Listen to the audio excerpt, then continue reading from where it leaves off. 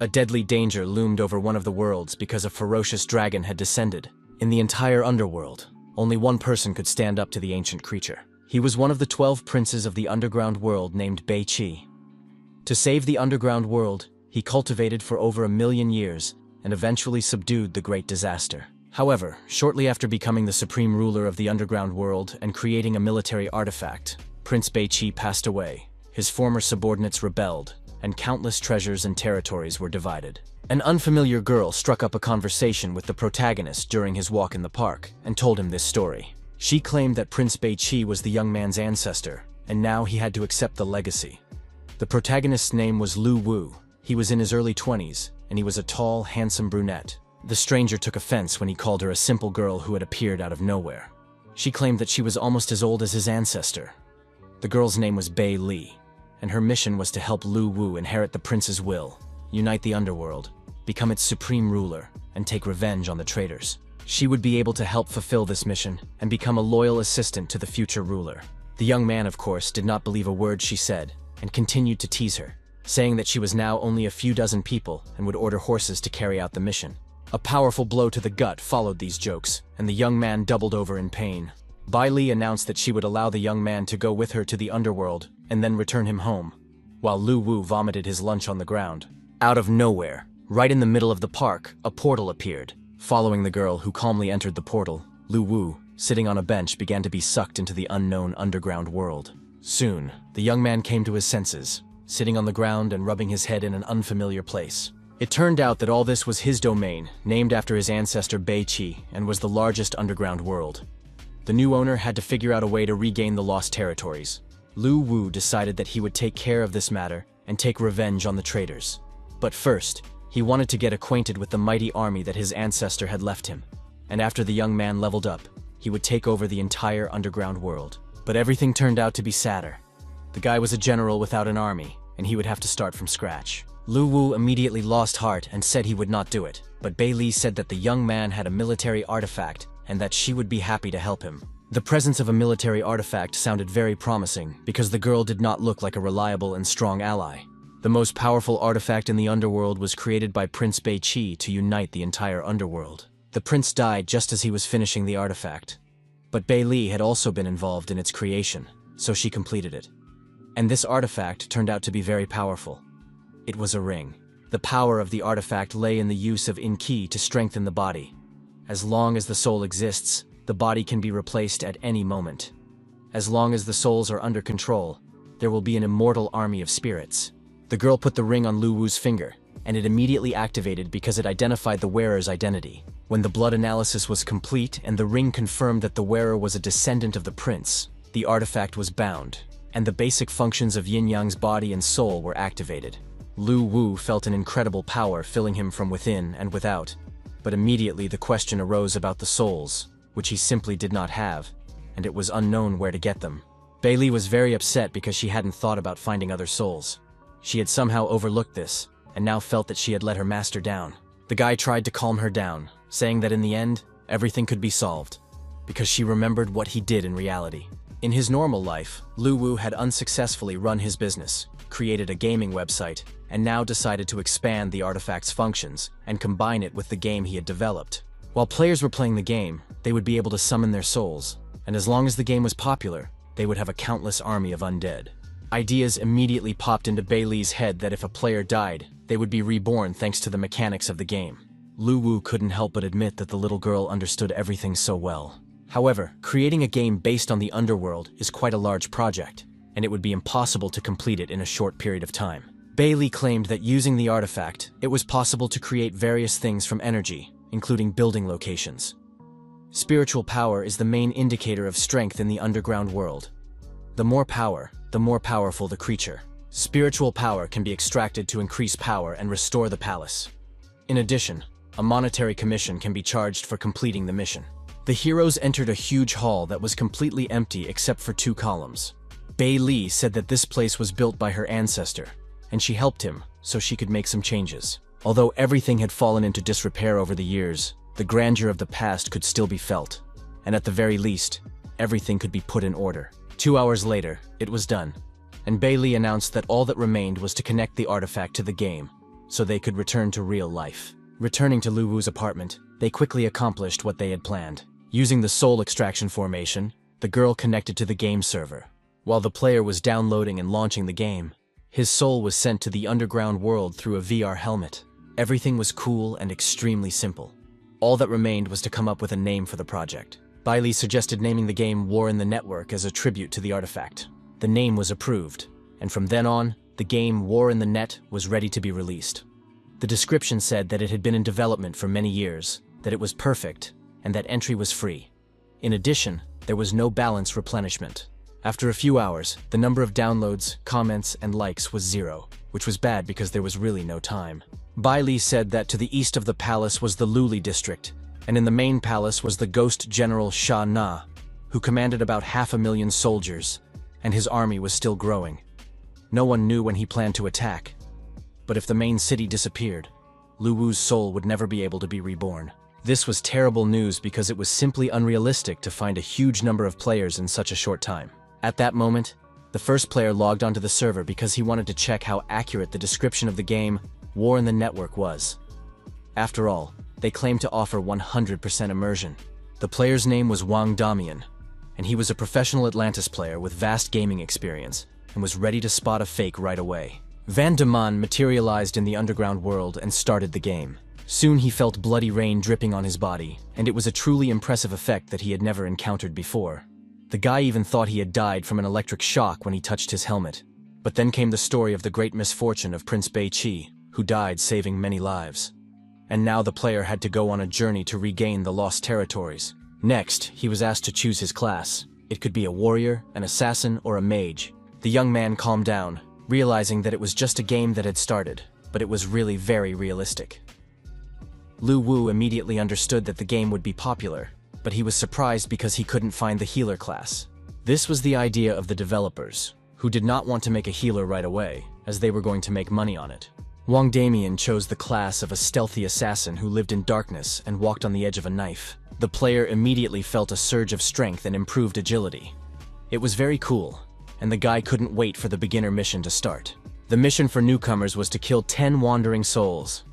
The reward for this was 5 soul coins. He began studying the map and noticed that the route led to Ghost Mountain. Van Damme thought that wandering souls were weak monsters, so for a skilled player like him, the task would be completed in a matter of minutes. It was time to show off the special technique that the player possessed. The sounds and atmosphere gave him goosebumps, and the details in the game were indeed very realistic. The guy had to advance through the foggy terrain, not knowing where danger might come from. Despite the eeriness, the player told himself that it was just a game, and he was not just a player, but a real pro. Suddenly, out of nowhere, a huge creature appeared above the young man and sniffed him with pleasure, hoping to feast on his soul. It was a white dragon. Wang Daman was stunned with horror. He found it strange that monsters for beginners were so scary. They resembled bosses from other games. It was very cool and reckless. After repelling the first attack, the player reassured himself that it was just a wandering soul for beginners, and he was in the game, so nothing terrible would happen. But the dragon was annoyed that the player underestimated it, and, preparing to bite, rushed into the attack, opening its terrifying mouth. The wandering soul became angry, and the emotions were very intense, as if they were real. The player prepared to defend himself. After he repelled the attack, Wang Daman announced that he was a pro player, and that the monster was too weak for him.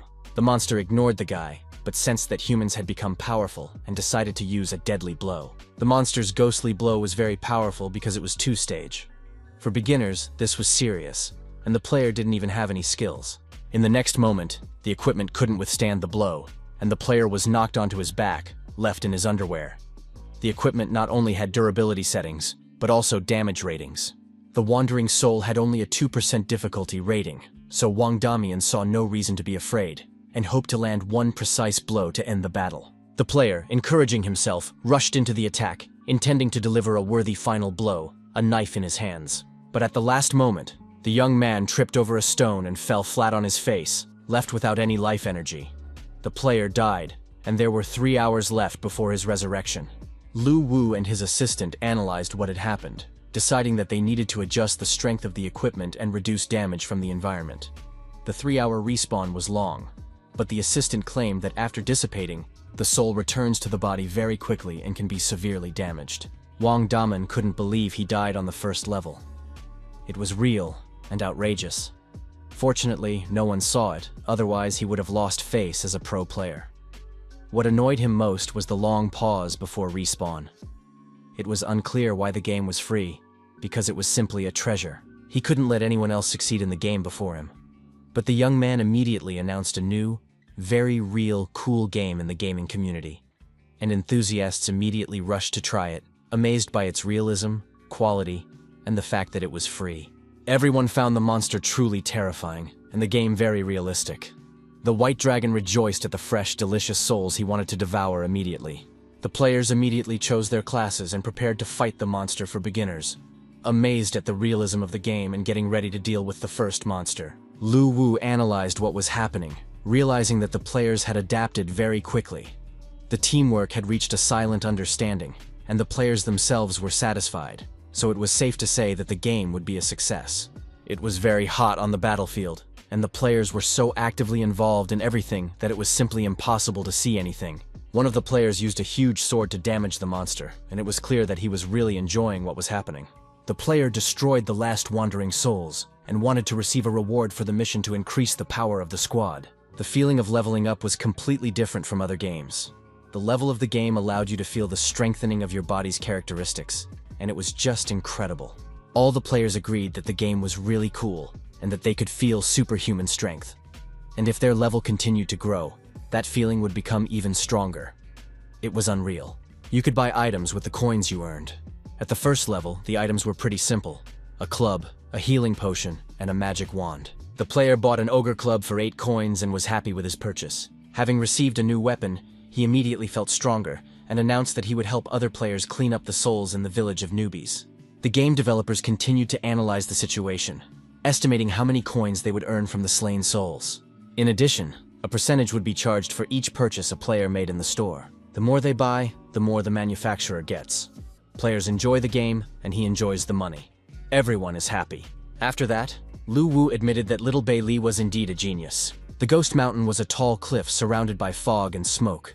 Above the mountain was a portal that constantly spewed lightning. At this level, the player had to kill an elite mob, the Evil Spirit, and all quest participants received additional coins. The players stood in anticipation, waiting to earn more coins in the mission, but they did not yet understand where to find this mob. But suddenly, the monster appeared before them and accused them of invading its territory, so now it was going to devour them. The Evil Spirit made a terrifying impression on the players. It was huge, with horns on its head, burning eyes, and enormous size. The most experienced player rushed into the attack. After analyzing the monster's behavior, the player urged the team not to skimp on healing potions, and to attack even at low levels. Lu Wu had doubts as he watched the game. Wasn't it too early for them to engage in battle with elite monsters? But Bei Li reassured him, saying that this group of players was stronger than expected, and low-level souls would not be able to stop them. Therefore, it was necessary to give the players a new incentive. Besides, this elite monster would drop a useful item. She was clearly enjoying what was happening and didn't want to reveal all her plans in advance. By that time, the Evil Spirit had already been practically defeated by this team of players. Its health was almost at 0. However, the players themselves were terribly exhausted and had run out of potions. They had almost destroyed the villain, but they were just a little bit short. The Evil Spirit could almost feel that he had won.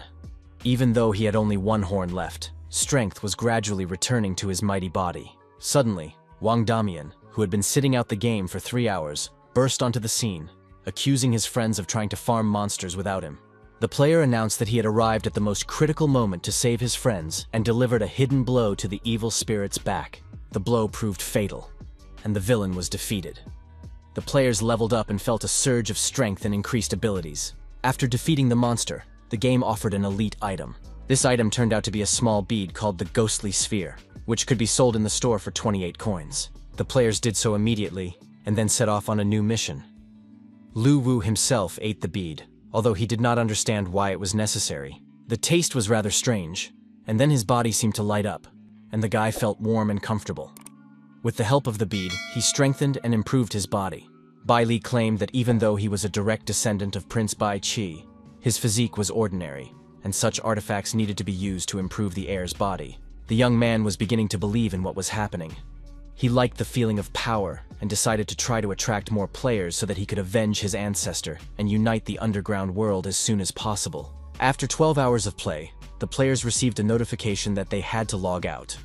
This upset the guys, who were ready to continue playing and extend their time, even buying more. Lu Wu didn't understand why the girl had programmed a forced exit from the game, because there were many tasks created for beginners, and they had plenty to do. Bai Li insisted that it was necessary because their bodies were in the real world, while their souls entered the underground world. If the players stayed in the game longer, their bodies might not be able to withstand it. This was important for their further development. The completely exhausted and weakened player argued that there was no point in living if it was impossible to play War in the Net, and there was nothing in the real world but agonizing waiting. The next day, the players met in a cafe to discuss forming a team for the game. They had now abandoned all their previous games, realizing the potential of War in the Net. The first players had a big advantage. In addition, they wanted to donate, but they couldn't find a way. This showed that the creator of the game was indeed not short of money. There weren't enough soul coins in the game. You had to save them up first, and then spend them on additional purchases. One thing bothered Lu Wu. He searched through a bunch of websites but couldn't find a single advertisement for this game. This suggested that the creator really did have a lot of money. At that time, the game's creators were poor and ate steamed noodles while sitting on the floor, hoping for better conditions in the future. Lu Wu reassured the girl that soon they would have more players and would be able to afford other food and all kinds of delicacies. The young man believed that gaming companies made money from donations, so he suggested introducing this system into his game. But Bai Li was against it because coins in War in the Network are quite rare, and players have to work hard to get them. The main thing was to find a way to expand the audience so that more people would play. The young man was worried because he didn't have money for advertising, and a platform with high traffic was unavailable. After another bout of tantrums and tears from the girl, Lu Wu had an idea. He suggested joining a gaming event he had read about yesterday. It was a competition for the best new product, and the grand prize for first place was advertising on the platform's main page. What's more, the event was completely free. The partners quickly filled out the application and sent it to the platform's head office for review. Mu Qinshui, the platform's chief critic, was very skeptical about yet another trash game he had just tested. The next game in line was War on the Net. The critic immediately realized that this was not trash, but high-quality fraud, but still decided to enter the game and review it. After a while, he took off his VR glasses and realized that he had experienced a game of an incredible level. It was unreal. 12 hours later, the critic couldn't understand how he had lived without this game before. He gave it the maximum 10 points and noted its only drawback: the 12-hour game limit. Mu Qinshui immediately called his boss to report the discovery of this treasure. The new game was difficult to describe in words. It would definitely help the platform grow quickly and become #1 in the country. Wu Gui, the platform's president, was surprised by such a description from his most vocal critic and did not believe the assessment, as the game was modest in size. However, the president decided to play it anyway. After all, he had already tried so many games that it was unlikely that any game could surprise or satisfy him. Most likely, nothing like this existed in the world. After receiving the notification and standing on the first stage of the game level, he couldn't believe his eyes. He had never seen such a realistic game in his life. It was a masterpiece that would become popular. And the creators and producers of the game were still eating street food from paper plates. Bai Li cried bitter tears over another batch of carbohydrates because she didn't want to get fat, and they could only afford rice and pasta. Suddenly, a phone call rang that could change the future, as well as the couple's diet. It was the president of the platform himself, Mr. Wu, who wanted to discuss some issues with the owner of the game, War in the Network. The president had played the game for 12 hours straight, and if he hadn't been forced to log out, he would have continued. Now he wanted to contact the owner and gain control of the game. Lu Wu confirmed the possibility of a meeting and was ready to come to the company's office, but a surprise awaited him. The president of the platform personally arrived in a state-of-the-art car to intercept the game owner and prevent competitors from getting there first. Wu Gui got out of the car and introduced himself, causing the young man and his girlfriend to have a nervous breakdown. The platform president invited the young man to step aside for an important conversation. Lu Wu agreed, but couldn't leave his younger sister, who hadn't finished her breakfast yet. Wu Gui immediately decided to appease the child and suggested moving to another place where they could find better food. Everyone has their weaknesses, so the plate of rice was left alone, and the whole company went to another place. This place turned out to be the best restaurant. It was so prestigious that even rich people found it difficult to book a table. The children were given a luxurious table with delicacies and the highest class of service. The president of the platform, Wu Gui, asked who helped the children create the game. Of course, the young man could not tell the truth that he had simply used the artifact and instantly created the game. The president tried hard to find out the secret, but realizing that he should not intrude on internal secrets, he suggested drinking and telling the truth. He appreciated the game and liked it very much. The president wanted to buy it. Lu Wu understood that from the very beginning, the president would only be interested in buying the game, so he refused to sell it, explaining that the development required a lot of effort from the team, and they did not plan to sell it. President Wu was not greedy, but smart and pragmatic, so he immediately offered 10 billion. The young man's jaw dropped when he realized the magnitude of the sum. The bidding continued, and soon the amount was tripled, but the young man continued to insist that the team was not going to sell the game, because love and dreams are priceless. The president was upset by this turn of events. He did not expect that such a young guy could not be persuaded with money. But the guy turned out to be mature and far-sighted, far ahead of his peers. Then Wu offered to pay 100 million a year if the game was published only on his platform. The young man understood that the offer was very tempting, but he had promised Bei Li to avenge his ancestor and unite the world, so the number of players was crucial for him. If he accepted Wu Gui's offer, the growth of the audience would be limited. Therefore, Lu Wu rejected the offer but agreed to cooperate with the platform for 2 months on the condition that the game would be featured on the main page. The president was shocked by the guy's business approach. It was more difficult to deal with him because he took the initiative in negotiations. However, Wu Gui was confident that the game would be a hit, and regardless of the results of the competition, he offered a bonus. A graphics demonstration, which was the most expensive method of promotion and guaranteed to attract many new players. Lu Wu liked the offer, as the graphics demonstration was indeed an excellent method. Thus, the agreement was approved, and the men raised their glasses to a successful collaboration.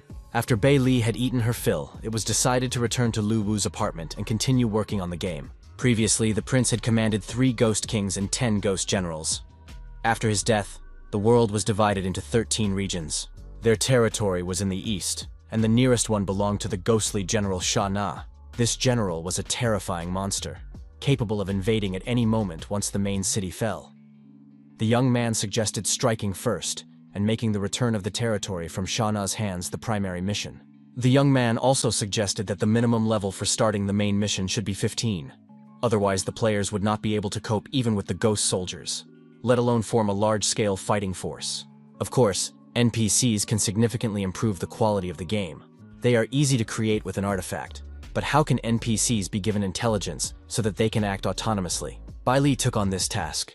She believed that the underground world was a place for living beings. It was possible to search for those who were born in the underground world and had not yet developed spiritual intelligence, and then use an artifact to reorganize their souls and give them new memories. After death, creatures would be randomly reborn in the underworld, and players could receive quests to find newborn souls and turn them into NPCs. The more such creatures there were, the greater the power. Collecting souls became a permanent task. It was necessary to find the initial souls born in random places and sell them in the store for 100 coins. Lu Wu used the artifact and made sure that the charm of the game was reflected in the computer graphics, attracting the attention of players. Bei Li suggested making a high-quality trailer that would shock players. The young man already had an idea and reassured his partner, saying that they did not need to hire a professional team and spend money on creating graphics. The world, from rivers and mountain peaks to flowers, was realistic. They just needed to use the artifact. Lu Wu used the artifact to gather and restore the former glory. The game's graphics were completely updated before our eyes and became perfect, attracting the attention of all players.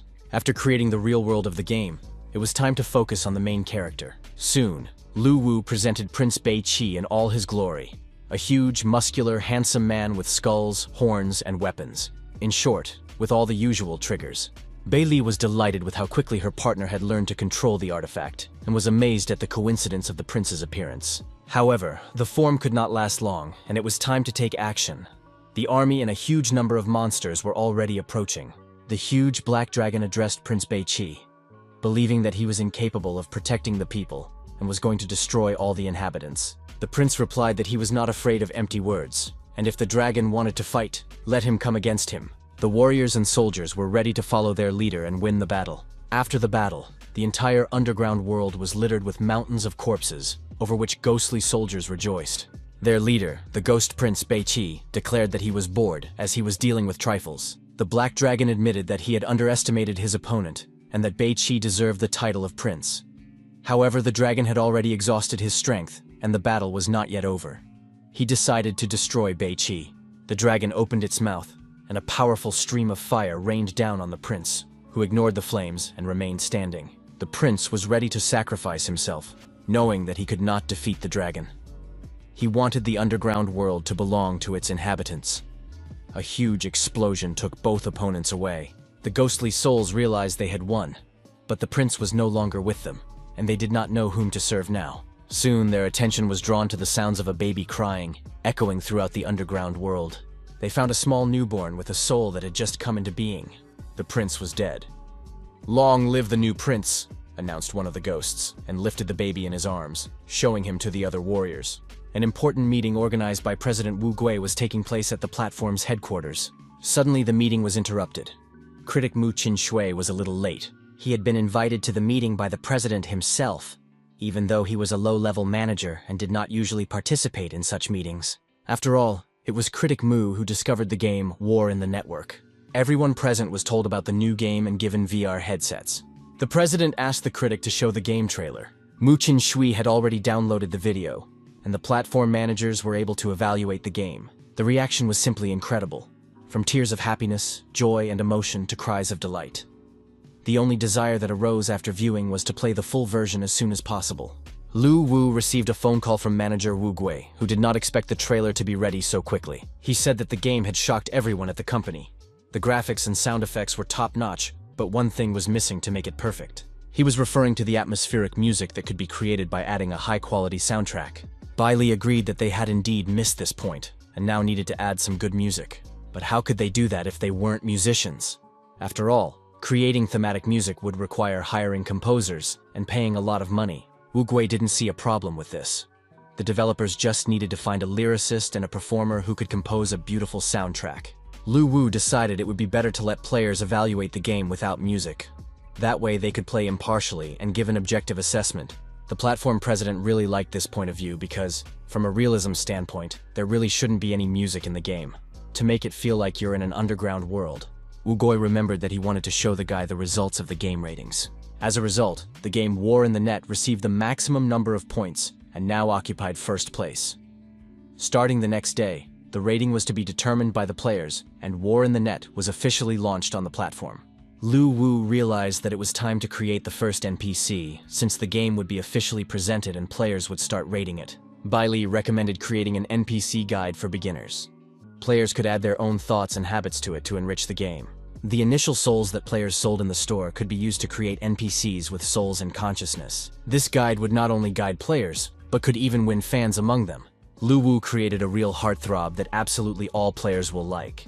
He will be able to attract female players, and they will bring their friends along. The NPC was endowed with a full soul. He was very strong and, as a conscious being, could even attack. But the creature approached the young man, bowed to him, and greeted him, saying that he was glad to meet the descendant of Prince Beiqi. The young man did not argue, and agreed to carry on the prince's will, and to use the help of all his subordinates. The guide promised to do everything possible to help fulfill Prince Beiqi's last will. Lu Wu summoned the artifact to instill a new personality and sense of responsibility. Once players reach level 20, they can pay 50 coins to create a guild. At this point, preparations for the game's launch were complete, and all that remained was to wait for the players. At the Tenlong Game Studio office, they eagerly awaited the results of the game voting. Company owner Li Tianxia had spent more than 7 years developing his game and was almost certain of victory. The manager said that a game had appeared that, unfortunately, scored the maximum number of points, and they only came in second place. That game was War in the Network. It was as realistic as possible, but it was quite small in size. Wu Gui thought that in a few minutes, War on the Net would be launched on the platform. The president of the platform himself was also eagerly awaiting the start. He received a call from his colleague at Tenlong, who was furious that some unknown game had surpassed him in the rankings. Li Tianxia might have accepted losing to a well-known game, but what had happened simply did not make sense to him. Instead of explaining, Wu Gui advised him to install War in the Network and try playing it himself. Li had no intention of wasting his time on such nonsense, as he had plenty of other things to do. However, human nature is curious, and soon the man decided to try it himself and see how interesting the game was. All the preliminary reviews were very positive, and critics gave it the highest ratings. It was obvious to Li that the developers had paid a lot of money for such reviews. Li Tianxia put on his helmet and, full of skepticism, immersed himself in the game. The underground world was very noisy today. Players wanted to start the game and didn't know which class to choose. According to the comments, the game was truly amazing, so a huge number of newbies lined up to get started. Tianxia was amazed by the realism of the technology. He dreamed of meeting the creators, realizing that they were truly talented. But soon his thoughts were interrupted by the voice of an old acquaintance. The president of the platform, Wu Goi, entered the game himself and suggested that his friend not stand there rooted to the spot, but quickly go hunting for monsters before they disappeared. Li Tianxia was stunned when he saw the monster, as well as Wu Goi, who was already racking up points. It wasn't fair. After all, he had just said on the phone that he had an important meeting and couldn't talk anymore. But then he went to play. Wu Goi suggested they hurry up and let Li deliver the final blow. Li didn't need to be asked twice.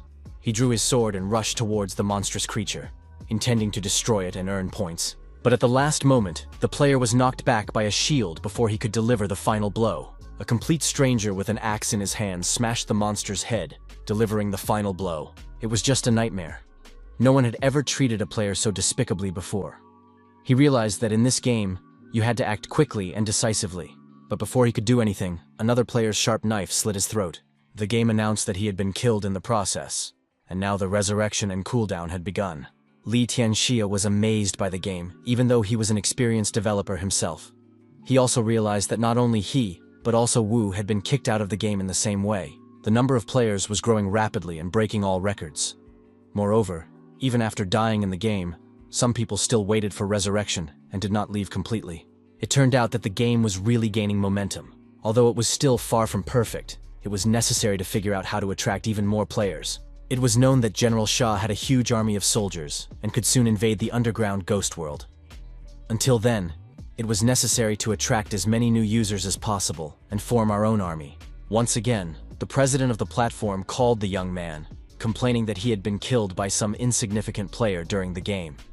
He stated that he was not going to put up with this and immediately offered the young man money to buy himself extra lives.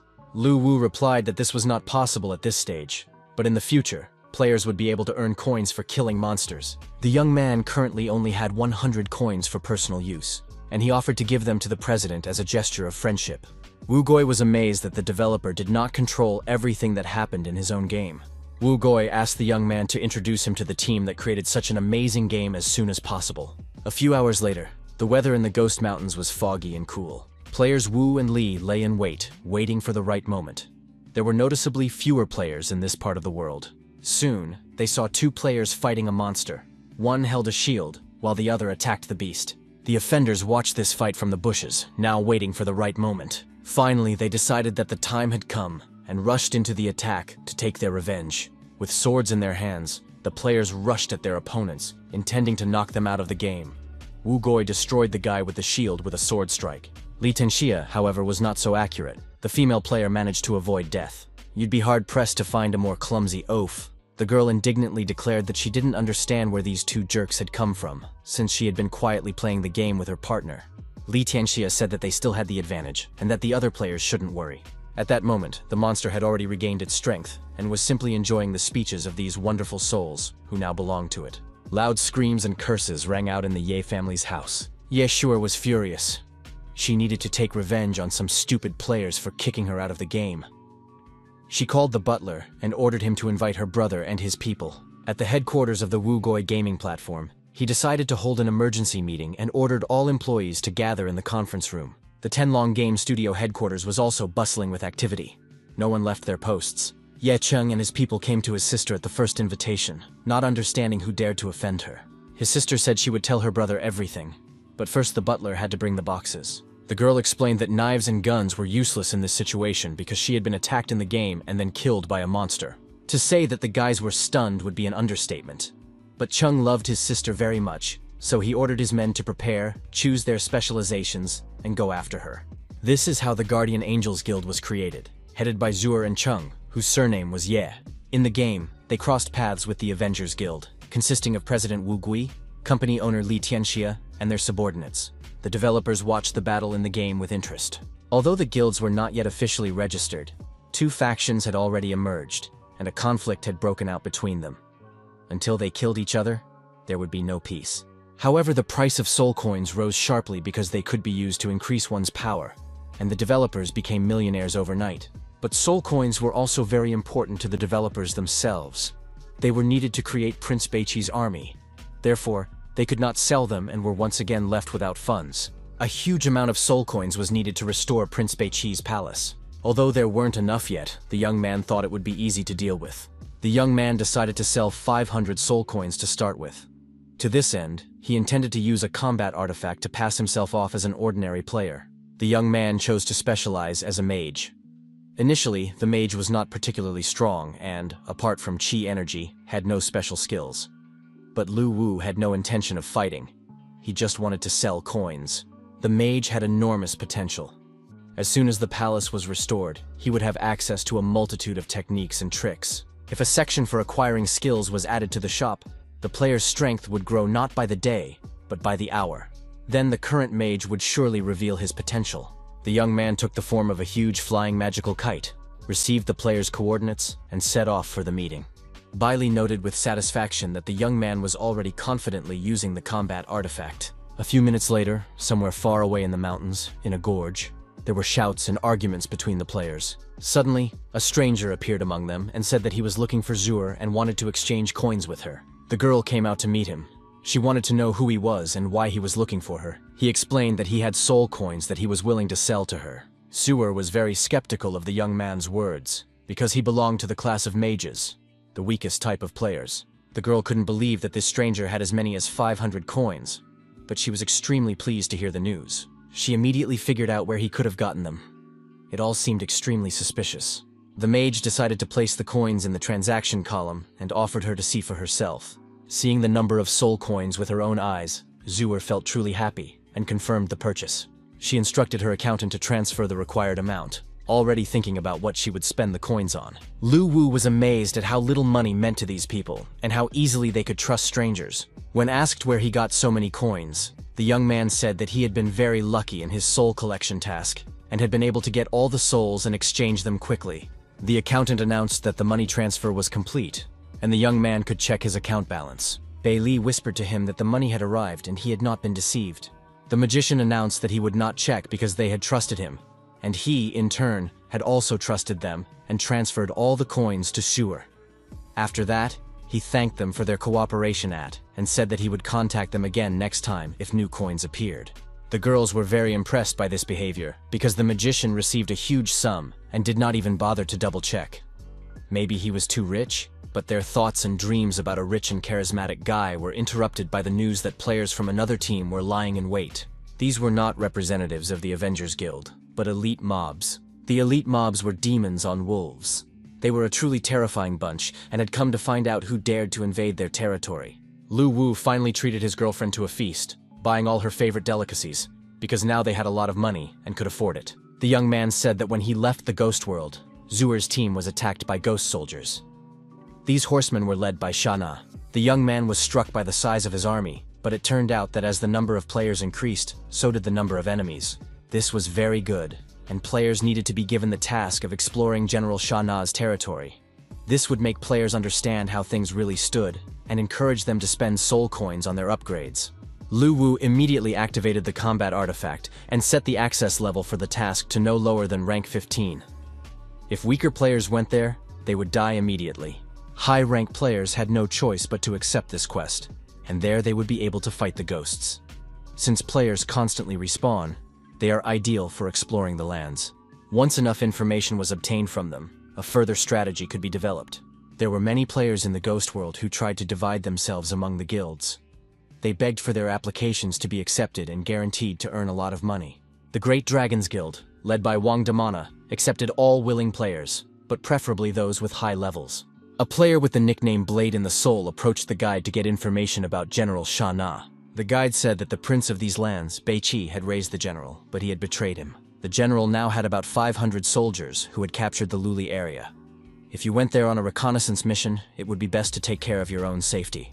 The Great Dragons Guild immediately decided to go on this mission. They planned to easily deal with the general's ghost warriors. Lu Wu noted that the Great Dragons Guild was indeed made up of real professional gamers, and they had already left on the mission. But the poor guide was unlucky. He was surrounded by female fans who showered him with compliments, trying to find out what he liked to do in his free time. It's great that the guide is so popular, but it's time to create a new NPC who will be a mysterious merchant wandering the lands of Beiqi. Lu Wu will move him around randomly, and gamers will be able to buy rare items that are not available in the store. This will increase the enjoyment of the game.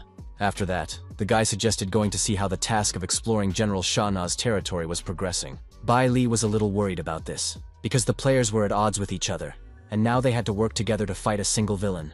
The young man reassured her, saying that all these issues would be resolved very soon. A camp of demonic horsemen had been set up at the junction of the Luli and Hades regions. Several players used stealth techniques to conduct reconnaissance and discovered that there were a huge number of soldiers inside the camp. Alone, the humans would not be able to defeat them. At that time, another guild that had appeared in the area was behaving very noisily, attracting the attention of the demon soldiers. It became clear that there was no time to escape, and that they would have to fight them in battle. And death would be heroic. The battle began. The players fought desperately and killed the mobs quite well. Half an hour later, all the high-level players were still able to fight. Although they suffered losses, the battle continued. The players were unable to cope, and it became clear that the Great Dragons Guild would not survive. Perhaps it was too early to take on such quests.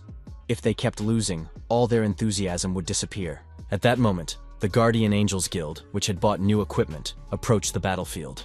Zuer had specifically exchanged soul coins for equipment, looked gorgeous, and was ready to lead her guys into battle. The Avengers also showed up, but it was strange because they were enemies with the Guardian Angels. Bai Li was pleasantly surprised by this fact. Lu Wu watched the proceedings with satisfaction. He was as confident and calm as his ancestor. The guild leaders agreed to deal with their enemies first, and then resolve their issues among themselves. The battle continued with renewed vigor because two new guilds had joined the fray. Everyone wanted to punish the villains as soon as possible. Reinforcements were in place, and now the gamers were easily killing their enemies. Bai Li said that, judging by all appearances, someone was watching the young man. The demon commander nicknamed Madman joined the battle.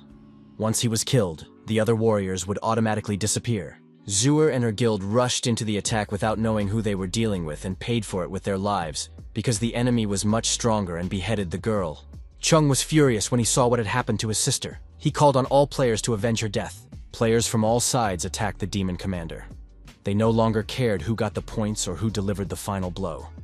They were driven by revenge. The players realized that they first needed to behead the commander and then deal with the rest. But the enemy was incredibly powerful, and his blows damaged the players' weapons. The representatives of the Avengers Guild also decided to destroy the commander immediately, rather than waste their time on minor demons. The madman sat on a huge monstrous wolf, and was confident in his strength. Treating his opponents as if they were mere ants, he easily dealt with all the players who attacked him and repelled their attacks so strongly that pieces of their bodies flew in all directions. Even Lu Wu and Bai Li, who were watching the battle from their ambush, were hit. The young man realized that the gamers' camp had been completely destroyed with just one blow. He had clearly underestimated the power of the demon commander, since even the strongest group of players did not have enough strength to fight back. It turned out that the enemy could kill everyone. Perhaps it would be better for the players to explore other regions for now and avoid the territory of Liuli. Lu Wu created a screen recording feature that would help promote the game. Gamers would be able to post recorded videos, and people would learn about it. 3 days later, the exploration mission in the territory of Luli turned into a confrontation between 3 guilds. But thanks to this battle, the players gave up their hatred for each other and began to act together. The leaders of the 3 guilds even held a meeting and decided to unite to deal with the demon commander's camp.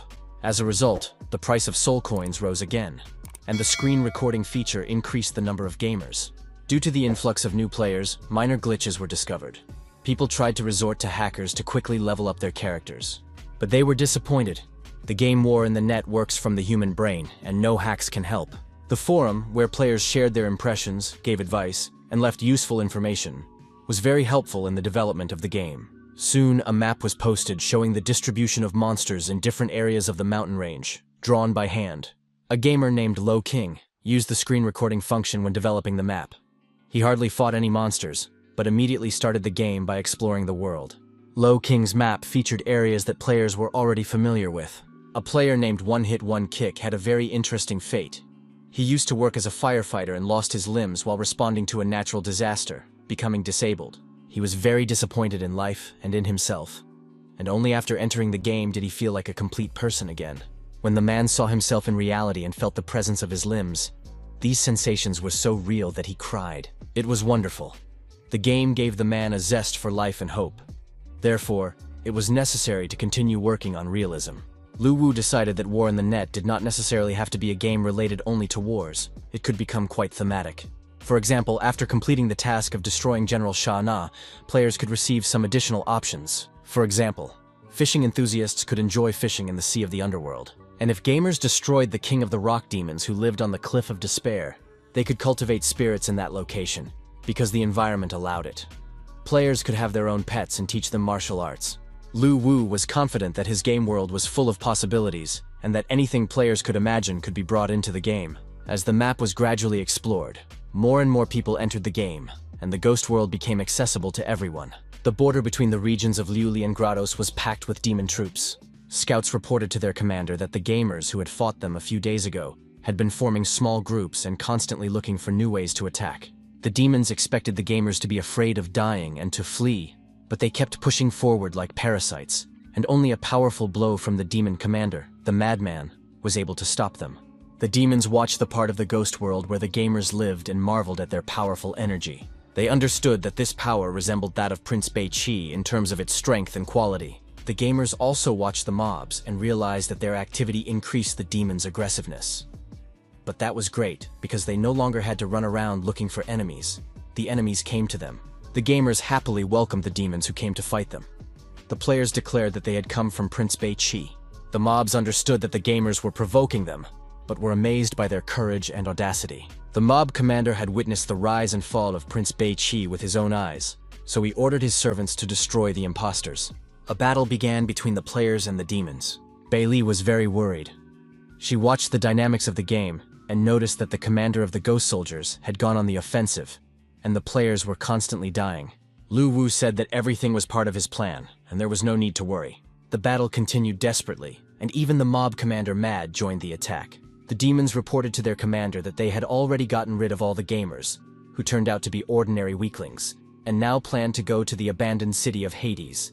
The commander ordered them to continue the offensive and prepare to kill as many players as possible. However, this turned out to be not so easy, because the number of people gathering to join the game was simply enormous. The demon realized that there were too many opponents and ordered his troops to retreat, but then his subordinates noticed that there was nowhere left to retreat. They had been ambushed. The fact was that representatives of the guilds had united and were waiting for them on the other side. The old methods of endurance and tactics worked perfectly, and the start of the operation was announced. The gamers enthusiastically rushed at the demons because they had been waiting for this moment.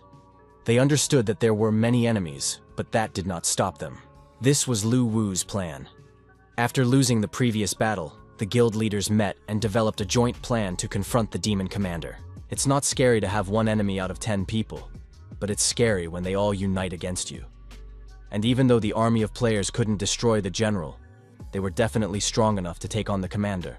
The madman was surrounded and couldn't understand what was happening because the players had no formation and relied only on each other's support. Of course, ghosts have strength and ferocity, but fear was also present. The madman noted that the players were not afraid of death at all. Even with his advantage in strength, he could not withstand such numbers. The demon commander understood that if things continued in this vein, he would soon die, but he had no intention of dying at the hands of such weak parasites as these players. Asura approached him, saying that they had met again, but now she was prepared. The madman attacked with his magical energy, and one had to be extremely careful. At that moment, his gaze fell on the girl, and he remembered that he had killed her a few days ago. It was very funny. It turned out that the demon commander did not know about resurrection, and now he was in despair. The players were not afraid of death, because in 3 hours, they could be resurrected. The players already felt their power and tried not to pressurize, but on the contrary, to enjoy the battle and gain experience. The madman directed powerful energy from his eye, trying to harm the people in any way he could. This energy again led to a powerful explosion, and huge rocks and pieces of soil scattered across the playing field. At about the same moment, a notification came that the mission had been completed due to the killing of the demon commander, and his equipment was now available to high-level players.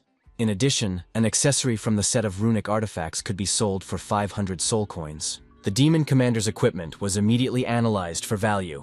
Lu Wu did not understand what was happening, but the girl explained that she had created several hidden classes of artifacts that were used by the prince's fighters to create warriors.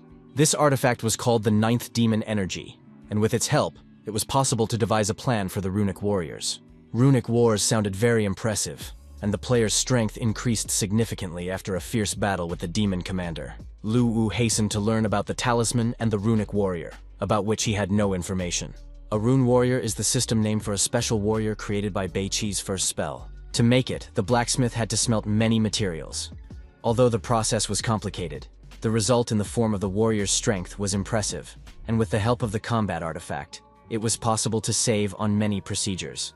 Bei Li wanted to carefully study the rune and add the template to the artifact to create a hidden class of warriors. However, the girl did not know if a player who had received the talisman would ever appear and when he would admit it. It was unknown how quickly the player would put the talisman up for sale. It was a completely useless item for players, but it could fetch as much as 500 soul coins. The next day, a new quest was ready, which was to reveal the rune warrior, and Wang Damian enthusiastically took it on. But then he remembered that he was a representative of the assassin class, and therefore he urgently needed to become a berserker. All the berserkers had changed classes, and now it was unclear what would happen to the assassins. To gain supreme power, the berserker renounced his weapons and used himself as a vessel, carving the runes of heaven and earth that formed his body. His weapon became a glove with runes carved on it. Van Damme was simply happy. The power was very strong and explosive, shocking even its owner, the player. Death watched what was happening and was already close to the player. The attacks were affected by the defense and fell off the player like raindrops. In addition, he possessed tremendous speed, which gave him the advantage of rune. The first task was to demonstrate the rune warrior, and after completing it, Wang Daman was amazed at how cool and invincible the rune warrior was. His perception of warriors on the battlefield was completely overturned. The update soon added a new class, the Berserker Rune Warrior, as well as a new NPC class change instructor named Master Chu. The game was constantly evolving and becoming more and more attractive to players. Rune Warriors turned out to be a very successful idea. Bai Li had no intention of stopping and began studying mage transfers. She planned to release 3 new directions in the near future. The clan curse system was good for control and destroying states. The demon system was effective when losing, and the soul monster system was useful in every formation. Bai Li still hadn't figured out the assassins. She needed additional material to change and create new professions. Each character and their characteristics had to be carefully worked out. It was impossible to act at random. Lu Wu sincerely thanked his partner, saying that she worked very efficiently and with great concentration. So the young man was ready to buy her delicious food to please and stimulate her work. In a dark dungeon near the coast, demons appeared before their king, and reported that the Sea King would continue to recognize the Lord's status as the ruler of Liuli if the offerings of yin spirits continued. General Shah did not understand why Prince Bei Qi did not dare to show his face and treated him like an ordinary hooligan. The messenger who crossed souls brought more bad news. The commander of the 3rd Ghost Cavalry had been defeated. The general knew that Madman was at the junction of the districts and did not understand how the demon commander could have died in such a safe place. The messenger added that not only the mad commander had died, but his entire squad. The general was furious. He did not want to believe that any of his own people were involved in this tragedy, such as the king of the rock ghosts, who had been suppressed immediately after the occupation of the Northern Territory. Someone else must be waging a secret war against them. The developers re-entered the game to correct the situation on the spot. After the introduction of screen recording, the number of players in the online war increased sharply, and the soul coins finally reached the 50,000 mark. Therefore, it was decided that it was time to officially restore Hades. And Lu Wu very quickly and professionally used the artifact for this purpose. Everything went wonderfully, and the reconstruction of the mansion was a success. The design was wonderful, and a repository of Buddhist canons appeared in the temple. The repository contained all the cultivation techniques and combat skills that Prince Bei Qi had collected throughout his life. Soon the repository will be available to players, and since this place was intended for cultivation, it was decided to name it the Cultivation Pavilion. Lu Wu suddenly felt the energy flowing out of his artifact. The creation of the Cultivation Pavilion began. The combat artifact and all the traditions of the original repository were preserved and observed, but transformed into a more convenient and suitable place. In other words, the Cultivation Pavilion became a kind of artifact itself. The humanoid phantoms were combat artifacts that turned everything into something convenient for players to use. All you had to do was click on the image to see a detailed description of the skill and a demonstration of it. It was very convenient, but expensive, so gamers would have to leave a lot of soul coins in the Cultivation Pavilion to learn something. Bai Li confirmed that without reaching a certain level, even with the necessary amount of coins, it was impossible to get in. After that, Lu Wu decided to carry out another renovation of the cultivation pavilion. It was necessary in order to simplify its use and improve the interface. The ghostly figures were labeled with their specializations: warriors, assassins, or mages. Then the 3 main zones were divided into 5 more levels of cultivation, from primary to royal level. The royal cultivation level became the most powerful and beautiful, and was only accessible to highly skilled players. Since there were so many players, parallel spaces were developed to accommodate a large number of players at the same time. They were more like separate servers. The first notifications about the opening of the cultivation pavilion were sent out, and immediately magicians rushed to improve their abilities. They were offered to learn how to control energy in order to summon soldiers, and were given all kinds of techniques to speed up the process several times over. In addition, there was the dark erosion of mages, the skills of dark thoughts, and it was possible to learn this technique. A mage haunted by evil thoughts could summon evil spirits, subdue them, and turn them into his defenders. The mages were happy because their class had been completely ignored before, and now they had the opportunity to learn something new, and that was wonderful. Bai Li was glad that with the help of her new partner, she had made so many players happy. Lu Wu decided that the changes were complete for now, and suggested that his partner go and improve the game. Now, players who had fully explored the entire area could access it at any point for teleportation. Thanks to the Rune Warrior, the Berserkers began to leave the abode of the dead in search of materials for teleportation. Every time they were resurrected, they had to retrace their steps from beginning to end. The first requirement before moving on to the Rune Warrior was the monster hunting stage. Next, they had to collect materials to create hands. Only then could they unlock the advanced career mode. This way, it was possible to recoup all the money spent on teleportation. In addition, the developers made teleportation not free, and each time players will have to pay a soul coin. It's not much, but with so many players, the developers will still come out ahead. Later, they decided to add a live streaming feature, which gamers had been requesting for a long time. This will allow dead players and those awaiting resurrection to watch others. Tests were conducted in the underground research hall of a Black Sea technology company.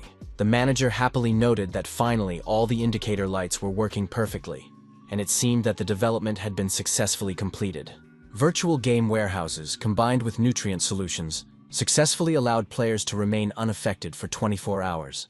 The board of directors of the Black Sea Technology Company reported on the successful outcome of the development, and now their virtual game warehouse was working successfully, as reported by the company's director, Chen. The company's task was to bring these virtual warehouses to market, and it was decided to find game sellers to collaborate with. The meeting was interrupted by the director's assistant, who announced that Company A had just announced the creation of a virtual warehouse at a press conference. The girl immediately turned on the broadcast of this press conference to show it to everyone present. In it, a journalist talked about the creation of a virtual game storage facility that had successfully passed a huge number of tests and guaranteed the stable operation of its warehouse. President Wu said that Company A had just found him, and he had decided to collaborate with them on the basis of the game War on the Net. For the physical safety of the players, a 12-hour gaming system had to be installed. But this served as a limitation to the growth of the players, and thanks to the appearance of the game warehouse, it was possible to develop much faster. The next day, a platform meeting was held at the company's office. Alice, a representative of the interested party, was present, and she did not understand why the discussion had not yet begun. Soon, Lu Wu appeared with his assistant, Bai Li, and the discussion could begin. Alice reported that their company was a leader in the field of virtual games, and had created a virtual game warehouse that would be much better than all previous inventions. After explaining the essence of her project, Alice announced their terms, which consisted of an annual payment of 20% of the game owner's profits. Everyone was very interested in the project, but the payment was too high, so the representatives could not make a decision on their own and waited for confirmation from their superiors. Alice said that the game warehouse would be at the disposal of the game owners and would attract a new wave of players.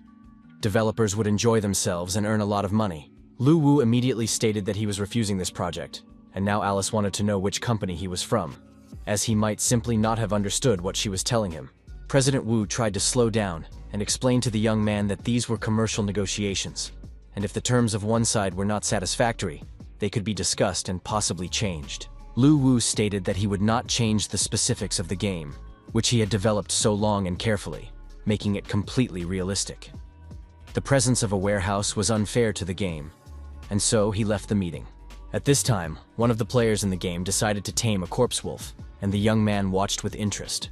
The player believed he was close to success and wanted to reduce the wolf's health to a minimum. The poor wolf was tied to a tree to lower its vital signs, but black energy continued to flow even into the immobilized animal. This black energy was spread by a representative of the monsters of the underworld. He destroyed the wolf just to prevent it from being tamed. Then he reached out his hands to the players and continued to spread his dark energy. Soon, the players found themselves entangled in dark bonds. The players themselves, as well as their weapons. This dark mist prevented them from breaking free, and soon the players turned into puppets caught in a trap. After that, the unfamiliar demon addressed the players, saying that now he would ask questions, and they were obliged to answer. The demon was interested in where the players came from and why the Ghost Commander had died. The gamer guessed that he was facing General Sha Na and demanded that his bonds be loosened because he couldn't breathe. The player did not understand why a simple mob had such power, and insisted that the players were not afraid of him, and demanded to be released so they could fight him one-on-one. The gamers threatened that if the ghost killed them, they would definitely take revenge when they became stronger again. This made the ghost laugh, because he knew that the players had no idea who he was, but he was Sha Na, responsible for storing souls. He believed that there would be nothing left of the players, and continued to tighten his grip. However, the ghost soon realized that he was unable to quickly defeat the players, which meant that they had some kind of powerful force protecting their souls. Therefore, he decided to destroy their bodies, and see where their souls would go next. He intensified his fog, and in the end, only the shells of the players remained. The ghost noted that there was not the slightest influx of soul power. In addition, the integrated souls disappeared without a trace. This did not correspond to any laws, because after the death of a creature, the soul begins to rotate. The power slips away and merges with the rest of the world. But the current situation was completely different. The players noticed a stranger standing in the distance. One of them suggested that the stranger resembled a hidden mob, a mysterious merchant. The players decided that they could strike it rich and become wealthy, because the mysterious merchant had many soul coins and expensive goods. They approached the figure and asked if he was selling goods, demanded a discount, and wanted to look at the goods themselves. The stranger did not turn around, silently listening to everything they said. Then he turned to the players and asked if they knew the details of the Ghost Commander's death. The players did not like the smell coming from the stranger at all, but they thought that he simply possessed some unknown technique and did not pay attention to the black mist that began to envelop them. But then the stranger couldn't take it anymore and said that they were talking complete nonsense, so they had to die. The same changes occurred with this group of bodies and souls, and they also disappeared. But the ghost had an incredible idea, which he now needed to verify for himself. Lu Wu and Bei Li realized that Sha Na had gone on a reconnaissance mission and wanted to find out more about the messenger who crossed souls. The messenger who crosses souls is the highest position of the king and general of ghosts, responsible for storing and transferring souls. Each ghost king and general was assigned a messenger, and they had different strengths and weaknesses, and were skilled in sacrifices. The yin soul was different from the original soul. It was similar to a material, and could be used to create weapons and equipment. It turned out that the ghost king and general did not have much influence, and all the power was in the soul, which was almost impossible to kill. It could dissolve into the shadows at any moment, and now he had come to the abode of the dead. The ghost couldn't believe his eyes when he saw the reborn and rebuilt Hades. This could only mean one thing, that King Bei Qi had returned. But the ghost had seen the king's death with his own eyes and watched as his soul left his body. It was a vivid memory, and the ghost could not be mistaken. The ghost, who crossed souls, demanded an explanation and wanted to know who had appeared before him. Although he already guessed, he still couldn't say it out loud, because then the messenger's worst nightmare would come true. Before him, in all his glory, stood Prince Bei Qi. The messenger bowed respectfully to his master, saying that he realized his mistakes and was ready to die if it would help to fix everything. The prince could not allow the messenger to find peace so easily after his betrayal by simply dying. The messenger was ready to atone for his sins and do whatever the prince commanded. He promised to help the prince regain all his lost territories and glory, but he did not believe that this was the real Prince Bei Qi, because the latter would never have let the envoy go. Bei Qi confirmed that the murder of the Ghost Commander was the work of his men, and that the messenger himself would be next. But then the ghost attacked the prince, saying that he did not believe in his existence, and that someone was most likely just pretending to be Prince Bei Qi. Lu Wu said that he was not a prince, but that the blood of Bei Qi flowed in his veins and he must inherit this land. Bei Li unexpectedly bit the guy's hand, saying that the messenger would have to confirm the presence of his master's blood. And indeed, the ghost felt the familiar blood. He recognized the overwhelming power of the lineage and agreed that he was facing a descendant of Prince Bei Qi. After that, Prince Bei Qi demanded that the messenger who crossed souls surrender or die. Before answering, the messenger asked if the beings who called themselves players were human. Beiqi. If these players were destroyed, their souls would not disappear. The person who created them had mastered the law of reincarnation, and the messenger realized that he was facing a very powerful being, for even Prince Beiqi did not possess such power. The young man's patience was running out, and he asked one last time what choice the messenger would make. The ghost knelt and said that Du Yan's subject welcomed his new master and would be loyal to him, just as he had once been loyal to Prince Beiqi. Dark forces were gathering on the coast of the sea in the Luli area. The ghost returned from reconnaissance and reported to the general. He found the remains of a tree demon in the camp and believed that it was he who, together with his people, had decided to encroach on this area and move General Sha Na. The general sent a messenger to the Sea King to confirm his agreement to make sacrifices, but it was necessary to simply wait until the general broke through the Ghost King's kingdom and captured the northern territory. Lu Wu, sitting at home, came up with new game bonuses to appease players who were asking for a new game platform to be launched, but this was not possible at the time. At this time, gamers in the game made their way into the general's territory and began a live broadcast. The Sea King began to emerge from the sea, calling General Sha Na to battle. The players were amazed by the mere sight of the Sea King, Poseidon. Poseidon really did look impressive, and the players hoped to just stand aside and watch a real battle between mobs. Poseidon continued to shout at the top of his lungs, calling on General Sha Na to come out and respond. The general personally appeared before the Sea King, not understanding why he was making such a fuss and what he wanted. The huge, ferocious general demanded that the Sea King not get carried away. The situation was such that the villains themselves were confused and did not understand what was going on between them and why they were so fierce towards each other, while someone else was just pitting them against each other. The general accused Poseidon of invading his territory without permission and daring to look him in the face. Poseidon called the general a nobody compared to Prince Beiqi. The general promised to roast the Sea King and get rid of all his assistants. Poseidon warned that it was impossible to refuse his offer and was ready for battle. The general did not understand why the messenger did not confirm that Poseidon's terms had been accepted. A misunderstanding arose. The general tried to explain himself to the Sea King, but the latter no longer wanted to listen to him. The opponents came face to face, radiating hatred for each other, and it was clear that the battle would be epic. The general tried to say that he had not rejected Poseidon's offer and was ready to sacrifice souls to him every year, but that there was no need to pressure him. Poseidon thought the general was mocking him and refused to listen to any more excuses. The opponents used all their strength and skills to harm each other, and soon General Sha Na admitted that Poseidon was much stronger. Poseidon once again said that the enemy should not hide behind messengers, because they had refused his offer. The general realized that the envoy Du Yan had turned against him and deliberately conveyed the wrong answer. The general acknowledged the envoy's disobedience and asked Poseidon not to quarrel, explaining that he was now personally willing to pay souls annually. Poseidon accepted this answer, but demanded that the souls be destroyed, because the king of the sea remembered how weak the general had been during the lifetime of Prince Beiqi. Barely restraining himself from insults, the general confirmed that he accepted the Sea King's proposal. To say that the general was angry would be an understatement. He promised to destroy the messenger and ensure that he would never be reborn. Lu Wu used the messenger to pit the villains against each other, hoping that they would at least maim each other.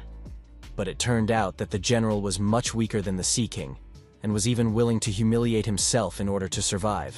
Baiqi confirmed that Poseidon was very powerful, and he fought Prince Baiqi several times. Of course, the prince was far superior to the Sea King, because he had simply crushed him to the ground several times. Poseidon is very powerful, but he lives in the sea and can only be considered the ruler of a certain area, so he is not able to rule over other lands. Even if he easily defeats the general, he will not dominate the lands, but only the sea area. And in the sea area, there is also the False Sea. The main ruler of the False Sea was Banji. He is so powerful that, according to rumors, even the prince did not consider him an equal opponent. It was decided to wait until the Luli region was captured, and then form a naval fleet. Otherwise, if Poseidon went, there would be nothing to oppose him. Beiqi was also ready to think about it. But later, because now she was dealing with the library, where she found many amazing drawings, including the design of the ghost ship. This ship had lived at the bottom of the sea for many years and was capable of absorbing only the spiritual materials of heaven and earth. It transformed souls and evolved them. Even if the ship was completely destroyed, it could be restored by absorbing a large amount of spiritual materials. This was very convenient for gamers. When the time comes, it will be possible to create the original ghost ship according to the blueprints and sell it to the player, who will then upgrade the ship themselves.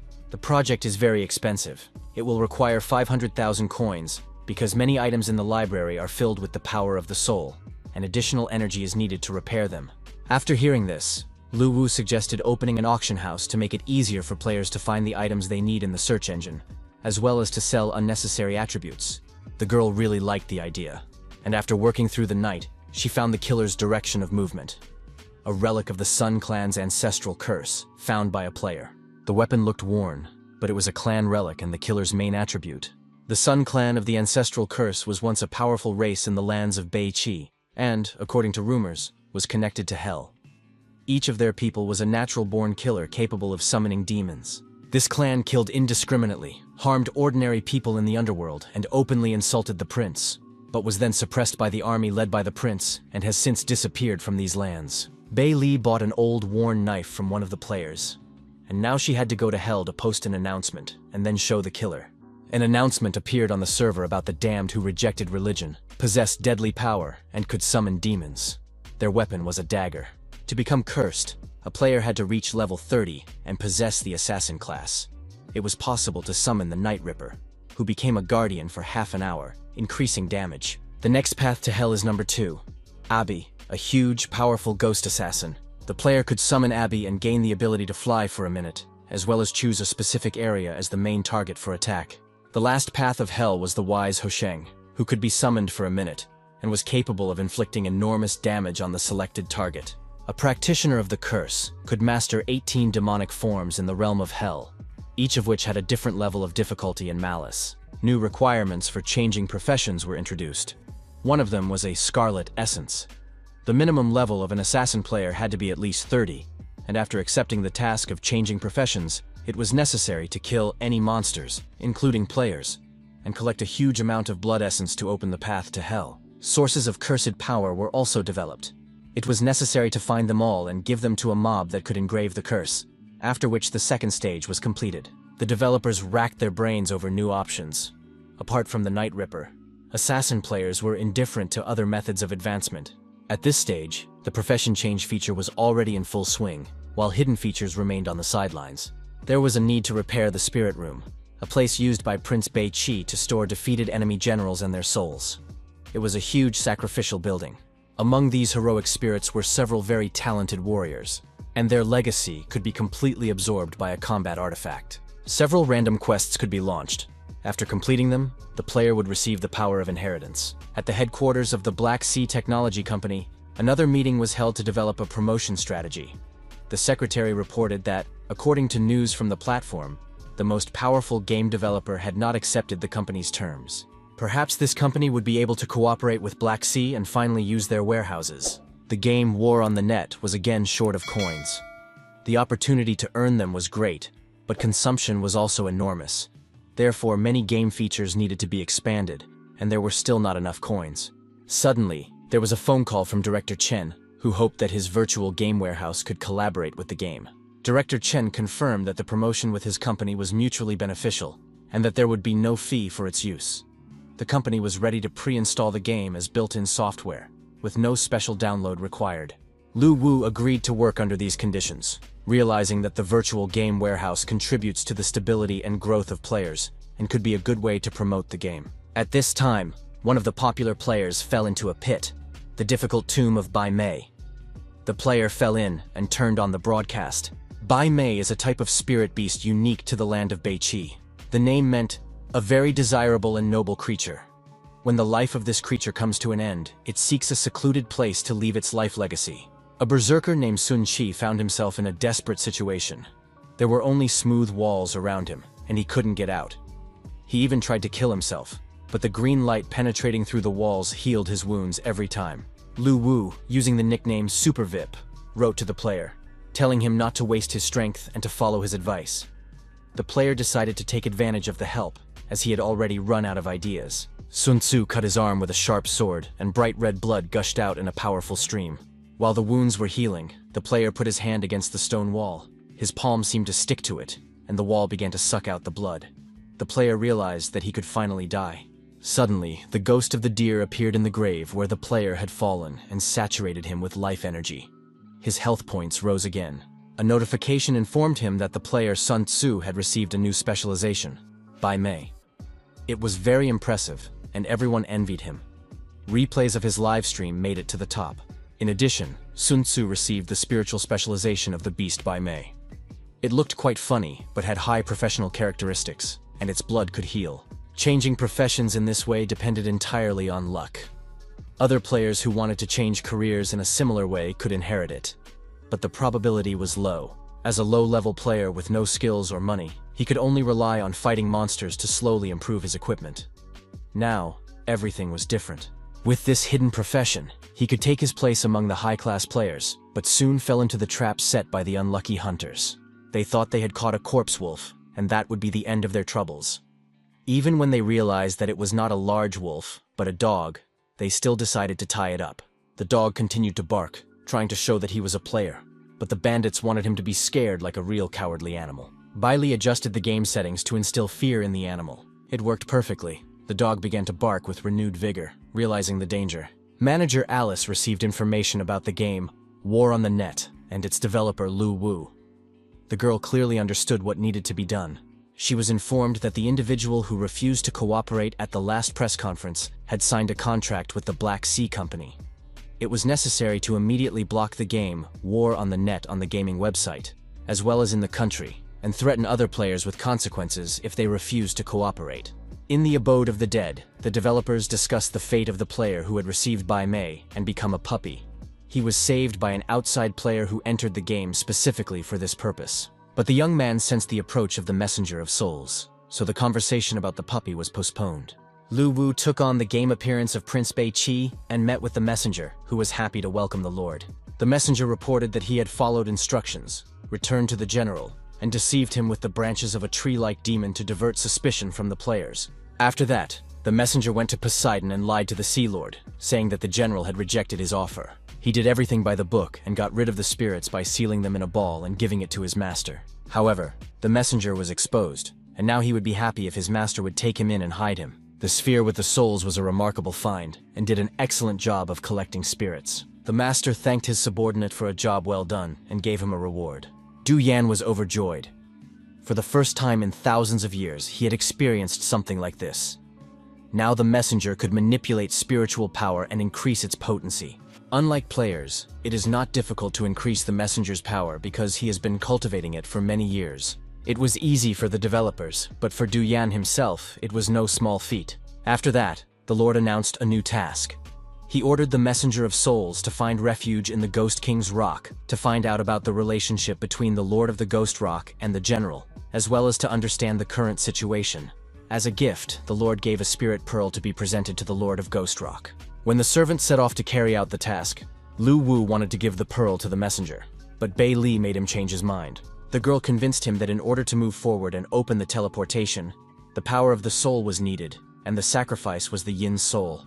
Simply put, it is impossible to directly build a portal in certain areas of the abode of the dead. One must sacrifice a Yin spirit to create a passageway. The sacrifices for construction amount to 150,000 Yin spirits. This path is hellish, forbidden, with many levels where demons will be born. The idea was awesome, and it was decided to start construction immediately, as it suited the players for leveling up, especially assassins. Lu Wu had to release all the Yin spirits from the combat artifact. Soon, huge black masses gathered above the young man. Next, the information had to be mapped out, which was done by Bei Li. Soon everything was ready for the sacrifice. Lu Wu was about to call his girlfriend back as soon as the situation became suspicious. But suddenly something distracted him. Bloody energy began to gather around the girl. Lu Wu struggled to push away the hands, which actually belonged to one of the oldest gods of the underworld. Bai Li used the ancient language of sacrifice to summon the god's remaining consciousness. This god agreed to participate. Otherwise, the passage would not have been successful, because he remained the only god of the Hell Path. In the future, it may again be necessary to appeal to the deity, because all forbidden areas contain the remnants of the consciousness of the ancient gods. Bai Li admitted that she had never actually been to the Hell Path, but she really wanted to go there. It was dangerous, but the girl wanted to take advantage of the concentrated energy and hide her identity by joining the team of players. She promised that everything would be fine. The server informed the players about the opening of the Hell Path, and everyone was very pleased. The mob gave out instructions on how to copy. Ishur and her friends chose Hell's Path. activated teleportation, and went to the Forbidden Zone. Everyone loved Hell's Path. It had a creepy atmosphere, but the girl announced that no one should touch anything and should look around carefully so as not to miss any valuable materials and treasures. The players happily explored the area, even though they paid for it with their blood, which spilled drop by drop. Behind the magma, a cave was visible, inside which treasure was most likely hidden. Inside the cave, the players continued to look around warily. It was hot outside and cold inside. As the head of the guild, Asura had to appear cheerful and brave, although in reality she was terrified. She tried not to give in to her fear so as not to lose her authority. A terrifying sound rang out, but it turned out to be her brother trying to open an unknown tomb. Her brother said he hoped to find treasures in the tombs. Soon, the whole group was busy breaking and destroying sarcophagi, but they found nothing. Everyone was exhausted and worn out. Bai Li, who had sneaked in with the players, decided to make a hinged lid and planned other changes. She got so carried away that she didn't notice the whole group had left. The players realized that it was impossible to get the treasure, and all they could do was remember the location and wait until they had enough strength to open the coffin. At that moment, one of the female players reported that she had found 3 stone altars. However, they were as solid as sarcophagi. One of the players suggested that the jug contained old wine, as was the case in his grandmother's village. At worst, it could contain the remains of ancestors. Zhuer ordered everyone to leave and wait until they had regained their strength, spending their time exploring other places so they could return here later. Bai Li knew that this was her chance, and while the players were gone, she could quietly open the stone altars. A few minutes later, Zhuer's group found something interesting. The players saw other gamers, one of whom had a huge dragon egg, red and scaly. It became clear that they would have to deal with the first boss on this level, who would want to take the egg. The players ran as fast as they could, but the enraged dragon, burning everything with hellish flames, pursued them closely. The Guardian Angels Guild realized that they couldn't defeat the boss at this stage and rushed into the cave to hide. Unfortunately, the unfamiliar players with the dragon egg also rushed into the cave, and the dragon, unable to advance deeper, got stuck in the doorway. Zhuer decided to take action. She held a knife to the player's throat and demanded that he give her the dragon egg. The young man said that it was useless, since dragon eggs cannot be taken into personal space. Otherwise, the players would have done so long ago. But Zhuer refused to listen. She believed that the guy had gotten them into trouble by running up with the egg, so she stabbed him with a knife and began to examine the egg herself. The fire dragon was still outside, waiting to come out. In any case, death awaited them. But then the egg cracked, and a cute smiling little dragon flew out of it. It became Yeshuer's personal pet. It was very cute and unusual, but the little dragon looked weak, and its cultivation seemed troublesome and time-consuming. The girl's heart was melted by hugs and kisses, and Zhuer agreed to raise the foster child to make him a good dragon. At this time, Lu Wu was busy creating a portal in his apartment. Soon, his assistant returned and announced that it was time for the dragon egg to appear. She participated in the game and used the combat artifact. The pets were still in their infant stage and didn't understand anything, so Bai Li was able to seal them with the artifact. Almost all of the pets were sealed, which caused some difficulties. The fire dragon was still at the beast spirit level, with an average rank. Lu Wu praised his assistant for the game updates and announced that he had set the cost of resurrecting pets at 30 coins, considering it an excellent way to make money. The girl was upset. Initially, they wanted to revive the prince and the entire region with the help of an army of players, but now conflicts between players were becoming more frequent. They needed to be united to create a single army. Lu Wu had also thought about this, but the players were different, and it was unrealistic to unite them completely. They needed something to rely on. So the guy developed a way to help them let off steam. The idea was to build a huge battlefield where all guilds could register to compete for guild power. The goal of the battle would be to capture the flag. A flag would be placed in the center of each city, and any guild controlling the city could convert the empty flag to their own. It was a kind of large-scale competition for power, which began with a siege in the early stages and ended with the defense of the city. At the end, the best guild would be chosen. Bai Li thought the idea was wonderful, but creating this entire competition would require a tremendous amount of energy from engineering structures, and it would take a long time. Lu Wu was happy to tell his partner that they had accumulated 200,000 soul coins, so they could start building the spirit room right away. Soon, the game announced the opening of new professions and research. However, the number of participants was limited. One of the new professions was Sun Arrow. The spirit room was full of different heroes, and Lu Wu wanted to choose someone else, but Bai Li insisted on the archer, who was a courtier of Prince Bai Qi. The Sun Archer was once #1 at the prince's throne. His archery skills were the best in the whole country, and his strength almost reached that of the Ghost King. However, in the battle to destroy the clans, an order was given to attack Archer and kill him. The death of the Sun Archer greatly saddened the prince, and he became helpless. Later, the prince placed the Archer's spirit in the spirit room, so that future generations would honor his heroic spirit. To use the greatest power, the player must master the essence. But since war in the net is the real world, archery was not available to everyone. Lu Wu used a combat artifact to build a training ground, begin trials, and select the 10 best players worthy of inheriting the heroic spirit. The next day, targets were set up on the training ground, and the number of applicants exceeded 25,000. In the first round, they had to shoot from a distance of 50 meters. Ye Cheng was one of the applicants. In the second round, the results were also almost perfect. The results of the third day amazed everyone. The hits were among the best. The young man took first place and realized that he was a true genius, although he had not realized it before. After the qualifying round, the player gained access to the attributes panel, where he could see detailed information about his career, undergo professional training, and become the heir to the first archer. The Sun Archer was obsessed with archery and trained for decades. Only after realizing the truth in his heart did he achieve enlightenment, prolong his life, and become the #1 player. In addition to his bow and arrows, the archer possessed eagle eyes. His visual abilities were highly developed, and he could adjust the focus of his pupils. Each shot consumed 1 sun breath, as well as additional energy, which was restored every 3 seconds. The archer possessed the ability of solar dispersion, which allowed him to release several arrows at once, as well as a sliding step to dodge attacks. The arrow of destruction combined the solar power of the entire body. After reaching a higher level, it was possible to move on to the second stage of this profession. Ye Chen changed professions and gained 3 skills, but he was still worried when he thought about it. The player prepared to shoot the bow, because he had successfully passed the selection and believed in his genius. However, after shooting all his arrows, Ye Cheng did not even hit the target once. Hitting the target proved impossible. The player failed completely. He realized the seriousness of the problem, and on top of that, he had run out of arrows. After much thought, the young man realized that changing careers is serious work, and if you don't have talent, you won't succeed. Now Ye Cheng was ready to return to his previous profession. It was hot in the Luli area of the underworld. General Shah was tearing his hair out and couldn't calm down. The envoy Du Yan had dared to betray him and forced him to humiliate himself before Poseidon. At that moment, a servant appeared and reported that there were complications with the messenger's capture. The ghostly messenger of souls informed the general that Du Yan had taken refuge in the rock of the Lord of Ghosts, dedicating all the yin spirits to him. This news greatly surprised the general, especially the information about the yin spirits. Du Yan had escaped, taking all of the general's yin spirits with him. The general had recently promised Poseidon that he would pay them, so the situation was dire. Poseidon and the Lord of the Ghost Rock were much stronger than the general.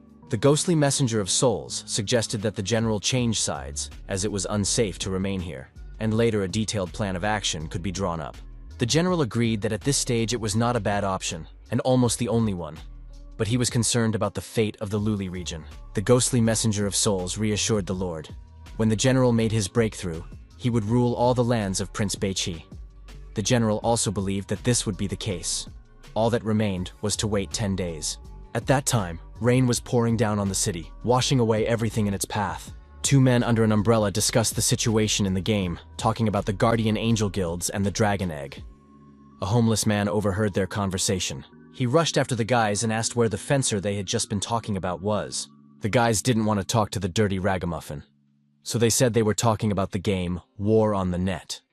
After that, the stranger retreated. Lu Wu was developing new mobs to make the game more intense and interesting. He came up with a group of chefs, as well as an old man with a goatee who would teach players how to gather herbs for making poisons. The young man thought everything through very carefully, seeing this as the key to fulfilling Lord Beiqi's last wish. He tried to attract as many new players as possible. A phone call informed him that the game War on the Net had taken first place at the end of the month. Wu Goi reminded the young man that it was time to think about the soundtracks. He was ready to help solve all the difficulties associated with this. Lu Wu did not want to invest money in the process, but there was no other way. The music had to be recorded. It became clear that specialists would have to be hired, which would cost a lot of money. Bei Li suggested setting up a fund on the forum to raise money for songs, as well as developing a costume change feature to attract fashionistas. The young man did not listen to her, as his attention was drawn to a strange duel in the game. A level 0 player challenged a level 26 berserker. It looked ridiculous and suicidal. The 0-level fencer continued to provoke the player, who refused to play with such a weak opponent. Finally, he managed to provoke his opponent, who accepted the challenge. The battle began. What should have ended in 2 seconds turned into a worthy battle. The players were evenly matched, striking blows and dodging hits. A player named Mu couldn't understand how this was possible. This weak fencer had just managed to land a dozen blows on him, while the other guy hadn't touched him once. The player realized that he was still alive thanks to his high level of skill and equipment. Initially, he had planned to spare his opponent and not use his skills, but now he decided to fight with all his might. The player activated his slanted edge and rushed at the fencer, hoping to kill him with this blow. The guys clashed in battle. At that moment, there was some kind of disturbance in the spirit room where the inheritance was kept. A few seconds later, the fencer received a notification that he had killed a player named Mu Junge, who had described his opponent as an ordinary and boring fighter. Soon, a congratulatory announcement appeared in the game that a player named Ao Jiang had grasped the heart of the sword and received the secret skill of 10 magic swords. This skill made it possible to compensate for a lack of talent with a sword that could be supplemented from 1 to 10. The developers watched with surprise as the 0-level fencer came to challenge the next lucky player. Bei Li knew that this player had inherited a heroic spirit, and she could use the connection between the heroic spirit and the combat artifact to see what was happening. On the border of the Dragon Kingdom, the battle was already coming to an end, and it was clear that one of the opponents was losing. The stranger said that a long time ago, in a duel with his father, he accidentally killed him. The player agreed that it was his fault, and now he understood the desire for revenge. However, the player's sword skills were still too poor, and even if he trained for many years, he would still be weak. The player said that he did not need talent for revenge, practiced fencing, and even abandoned his family because of it. Therefore, he would now kill his opponent. The player believed that his sword skills were still unstable and that if the battle continued, it would be the end of his life. Although the player was blinded by the sword, he had already fallen into madness. However, there was still time to reconsider. In the end, this battle ended with the death of his stubborn opponent. The young man looked into the past and realized that this man had a serious past. But now he was just a 0-level player with no special skills, so it was unclear how he had dealt with the berserker. The only assumption that could explain this was that this man had actually practiced. And since the underground world really existed, it turned out that his skills were sufficient. This information struck the young man, and he wondered why he had never seen cultivators before. Due to the era of decline, cultivators still exist, but they are very rare, and it is possible to live a lifetime without ever encountering them. Now they have appeared because of Prince Beiqi's life energy artifact. Lu Wu was glad that there weren't actually that many cultivators, because he didn't want to become their target. The girl reassured him and said that it was not a bad thing for them that cultivators were becoming players, because those who became players would never be enemies to Lu Wu.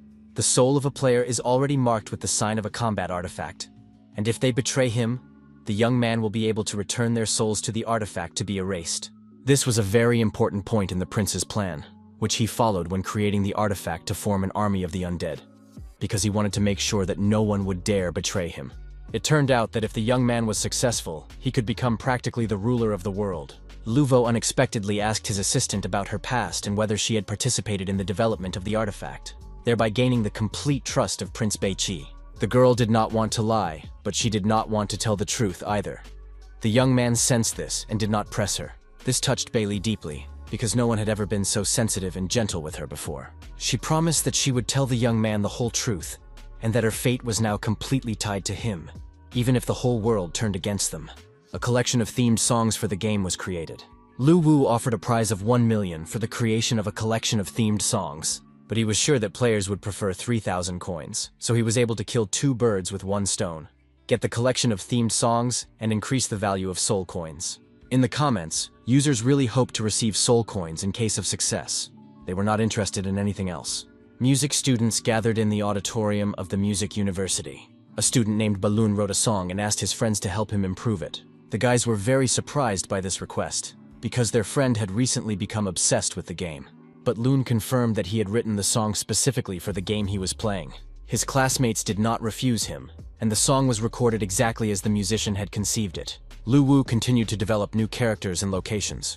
He did this to the music coming from the tape recorder, which caught the attention of Bei Li, who highly praised it and offered to give her the grand prize. Somewhere far away in the mountains of Katsido, The player wandered into the mountains because his father, who was now a successful business magnate, had once ended up there completely by accident while testing a flight in a wingsuit.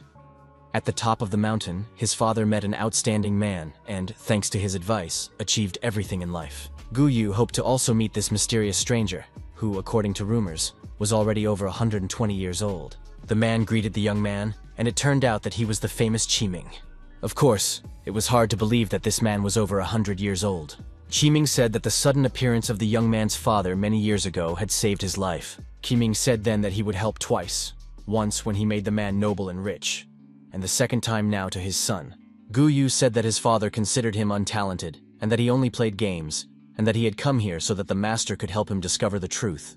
The master immediately noted that the young man's character was different from his father's, and that if he inherited the family business, he would surely lose it. The master promised to use the 5 ghosts luck technique to pray for the young man and increase his wealth. Under the protection of the 5 ghosts, the young man's financial luck would flourish, and now the master decided to fulfill this wish so that there would be no more worries in his heart. Suddenly, huge powerful energy flows rushed in, and the master summoned all the energy. The young man realized that his father wasn't just telling stories to trick him. He was truly a master who knew how to use supernatural powers. Qiming summoned the 5 ghosts of fortune. A huge dragon from the first level of the game appeared before the young man. He was terrified, realizing that he was facing spirits from the game. Could it be that Master Qiming was also a player of War in the Net? Qiming continued to summon the ghosts of fortune, ignoring Guyu. The young man calmed down and now truly understood that he was surrounded by spirits from the game, which he and his team usually killed 10 of every day. Soon, the master announced that the spell was complete. After that, he said that his fate with the Gu family was complete, and that he would do nothing more for them when they next met. The young man was curious to know where the master had hidden the virtual projection equipment. The young man was sure that the master was trying to trick him by summoning spirits from the game, because the young Gu was having a great time playing it. Qiming sincerely did not understand what he was talking about, but the young man insisted that the master was pretending, and was himself an ordinary player of War in the Net. Qiming was shocked. In fact, he was the descendant of Devil's Luck, and the young man was just a mortal. The young man continued to talk incessantly about the game and the forum. He said that he went by the nickname Lone Invincible, and collected spirit coins every day. The master asked again, "What kind of game is this?" The young man's patience was running out. He was tired of repeating the same thing over and over. Guyu announced that their relationship was over, and that he needed to return to report to his father, while the master should continue to pretend. Left alone, Qiming thought about how he had hoped to go into seclusion for meditation after fulfilling the Gu family's second request, but now his state of mind had become unstable. At that moment, the head of the Gu family was playing when his secretary brought him the phone and said that his grandfather was calling. The call was from Qiming, who immediately began asking about the game War in the Network. The man replied to his grandfather that he had checked the name. It was a normal virtual game, but it felt very realistic. Something incredible happened. The grandfather, who had left the secular world, contacted the man himself, soon appeared at his place, and asked him to prepare a copy of the game. A long time ago, the man's grandfather left this world, and everyone thought he had died.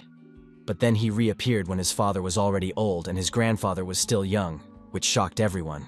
Only then did everyone realize that the grandfather had indeed become a hermit, and it was with his help that the man was able to build a large business.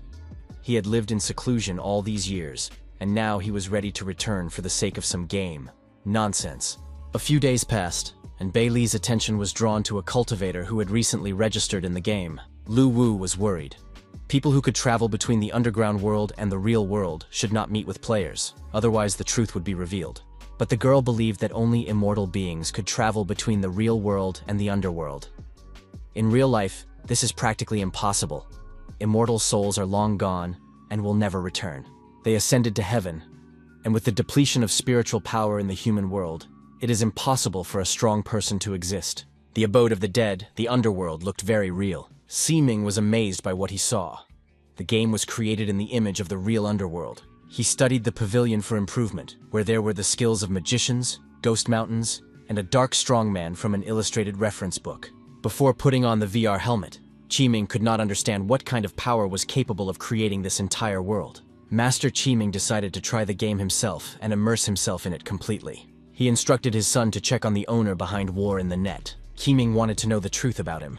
3 days later, his grandson reported that the owner of the game was an ordinary person with no special past. There was almost no information about the development team, and such strict secrecy seemed strange. They found out everything they could. His grandson sent people to follow the developers, but his grandfather said there was no need. He announced to his grandson that he was ending the investigation because he did not understand what kind of secrets he was investigating. Qi Ming saw the Warrior of Darkness, whom he was able to summon, albeit not completely, and bring things from the underworld into the real world. Qi Ming said that he had learned how to use the summoning of dark warriors in the game, and now he could release them into the real world. Ordinary people cannot use their skills from the game in real life, but a cultivator with a powerful soul can.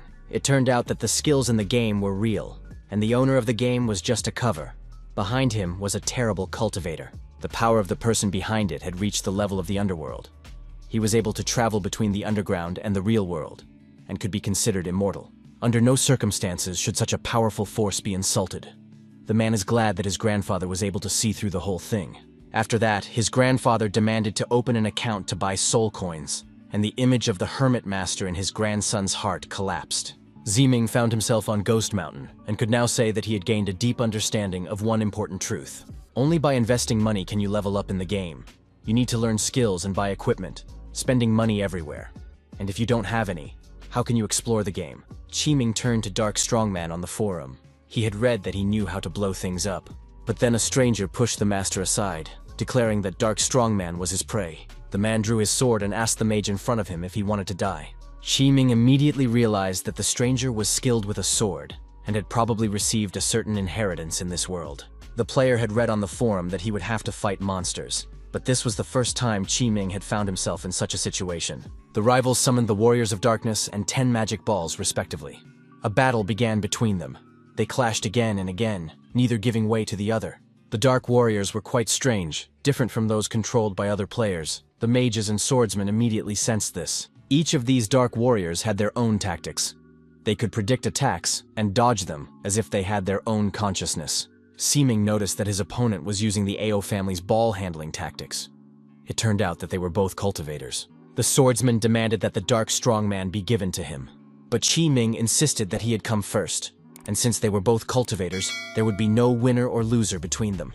However, at that moment, something unreal happened. As a result, the master's movements were completely blocked. He was distracted by the ball possession tactic and did not notice how the flying sword behind his back disappeared. That was the end of the grandfather's life. Resonant vibrations occurred in the spirit room. It seemed that another heir to the heroic soul had awakened. Most likely, this was due to the new cultivator, Qi Min. The awakened heir to the heroic soul remained unknown to everyone. In real life, preparations were underway for Valentine's Day. Lu Wu wanted to buy gifts for his girlfriend, but she was only thinking about food. In addition, only couples were wandering the streets, and this holiday was definitely not for singles. The young man decided to talk about work, and asked the girl how the soul had awakened, and what the subsequent development would be. Bailey said that the awakened legacy had disappeared again. More precisely, a player named Qi Ming was killed at the moment when the heir to the heroic soul had not yet fully awakened. The soul left the game, and the legacy was interrupted. Indeed, it could be said that this was bad luck. The player died just before he could obtain the heroic soul. But the girl was not upset, because sooner or later he would be able to awaken the legacy again by reappearing in the game after resurrection. Lu Wu thought for a moment and asked a question. If a player encounters a very powerful spirit in the underworld, can the combat artifact protect them so that their souls are not taken away?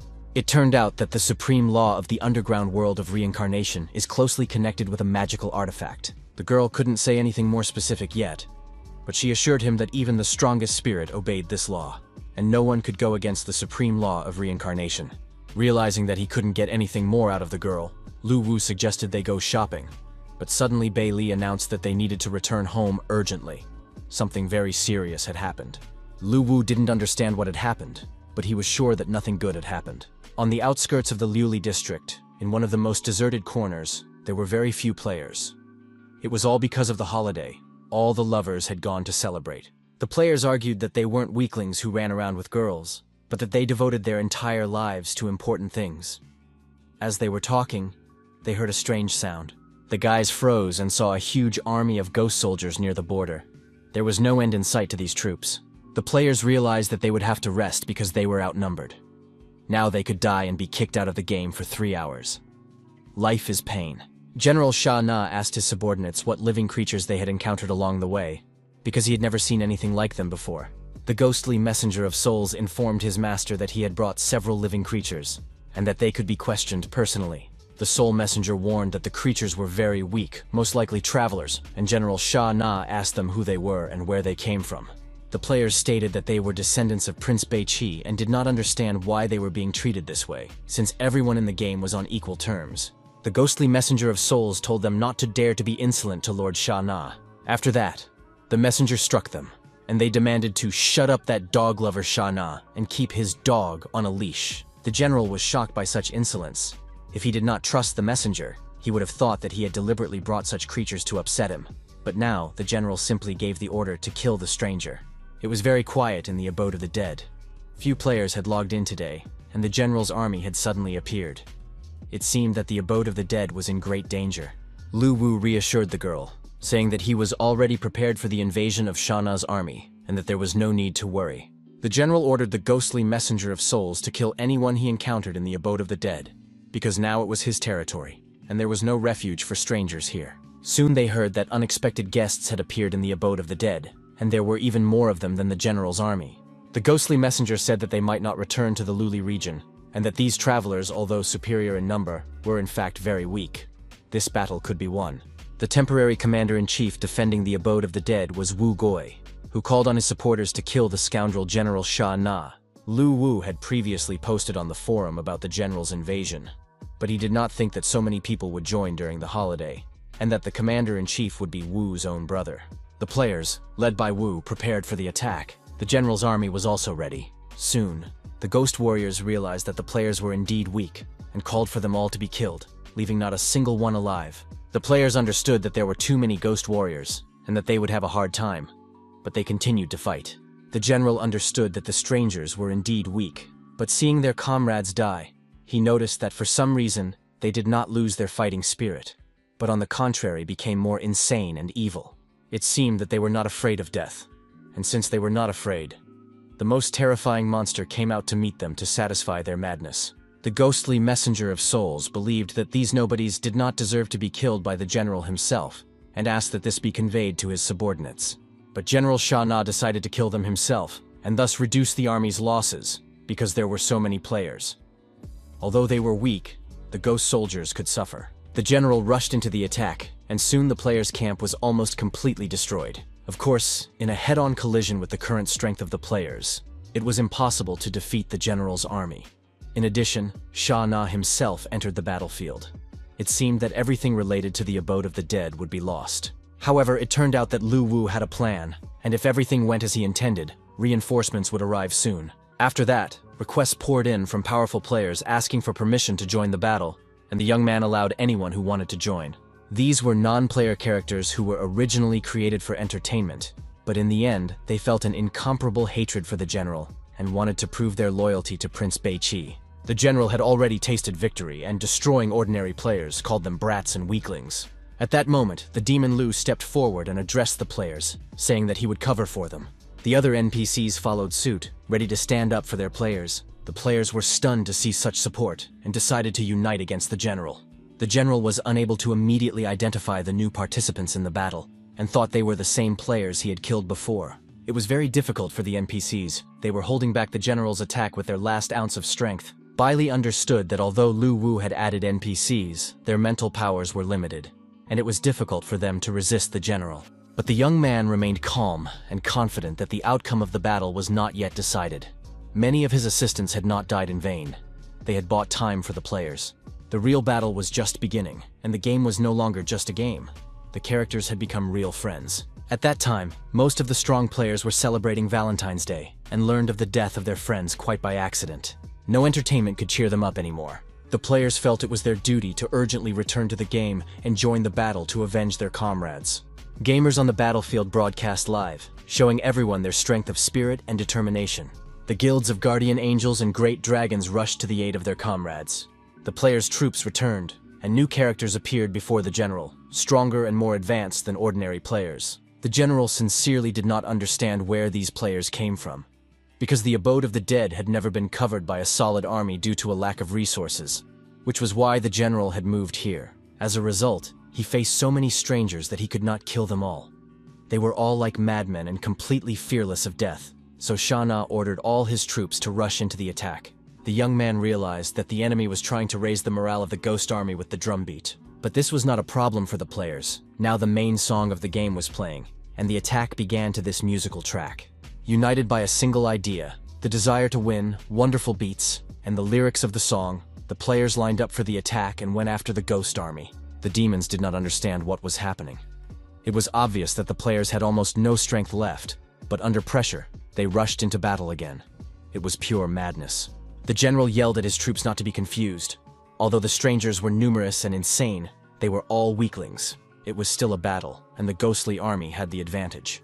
But suddenly, the general recognized some of the players and realized that the strangers had mastered the power of the path of hell and were supported by their ancestors. At that moment, one of the players said that he had spent a lot of money to buy soul coins, collect the necessary materials, and become the first rune knight in the game. And now the moment had come when he could demonstrate his power. General Sha Na immediately sensed the threat from the rune knight. The ordinary warriors realized that they were no match for him and ran away. The general was shocked. With each passing minute, more and more new players appeared, and he began to think that Prince Bei Qi himself might soon appear on the battlefield. Qi Ming enjoyed what was happening. He did not think that at the twilight of his life he would see such a magnificent battle. The puppy did not stand aside either. He joined the mythical guild and was supposed to heal his comrades in arms. The puppy immediately healed all the wounded, and under the leadership of Wu Gui, the players launched another attack. 4 hours of terrible battle passed, and it became clear that the general's army could not hold out. The ghostly messenger of souls warned the Lord that there were too many strangers, and the ghostly warriors began to lose confidence. After that, General Sha Na ordered his troops to retreat, and the sight of the fleeing demons genuinely surprised and shocked the players. It was approaching 8 o'clock, and the battle was already reaching the shores of the underworld sea. There was nowhere left to retreat. The players had no intention of giving up and continued to chase the monsters. The general sincerely did not understand how such a brutal people could exist. The monster expected that by killing some of the players, the rest would be terrified. He did not expect that, on the contrary, they would become even more enraged. It soon became clear that the players had caught up with the general, and he realized that he would not have provoked these madmen if he had only known their nature. The ghostly messenger of souls began to get nervous and demanded that her master come up with a plan quickly. But the general's plan was to abandon his army and flee alone, leaving even his loyal servants behind. The Rune Knight did not want to let the general escape and rushed into the attack. But the Rune Knight did not have enough strength, and in the next moment, the general killed him. The general was glad to have dealt with their leader, although these restless heroes had gotten on his nerves. Seeing this, the players decided to avenge the Rune Knight and intensified their attack on the general. They used their most powerful techniques against the villain. The monster continued to scream desperately that he would not die so easily. And indeed, there was a huge, powerful explosion that shook the entire underground world. When the smoke and fire cleared, the wounded general crawled on his belly, feeling his strength ebbing away.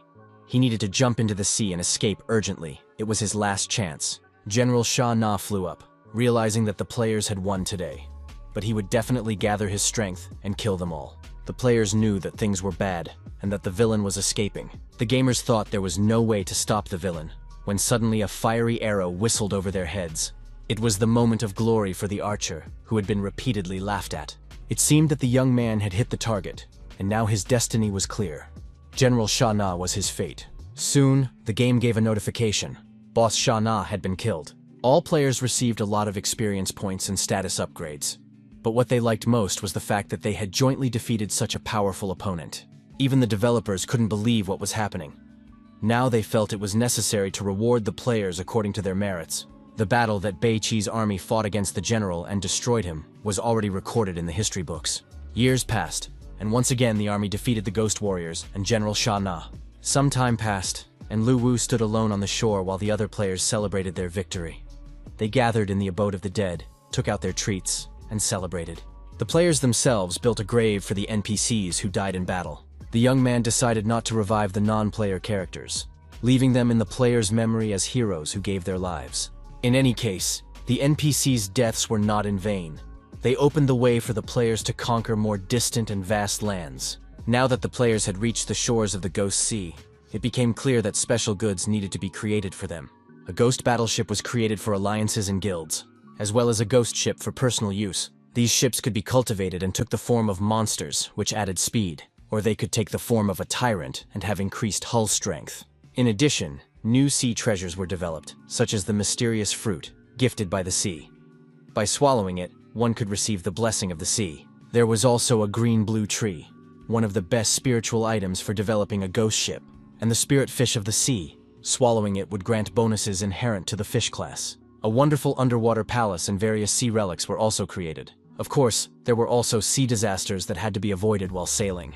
We also added weapon crafters, skill instructors, experienced sailors, and other NPCs. All these updates were enthusiastically received by players and received a lot of positive feedback. The next stage in the game's development was the filming of commercials. A disaster-level ghost battleship was already sailing in the seas of the underworld.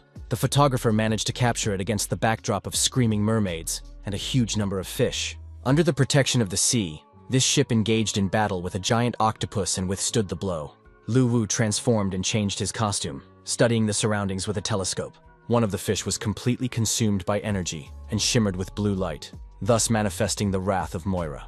The filming of the commercial came to an end, and the young man realized that thanks to the destruction of the general's army, they had enough soul coins to design the ghost battleship.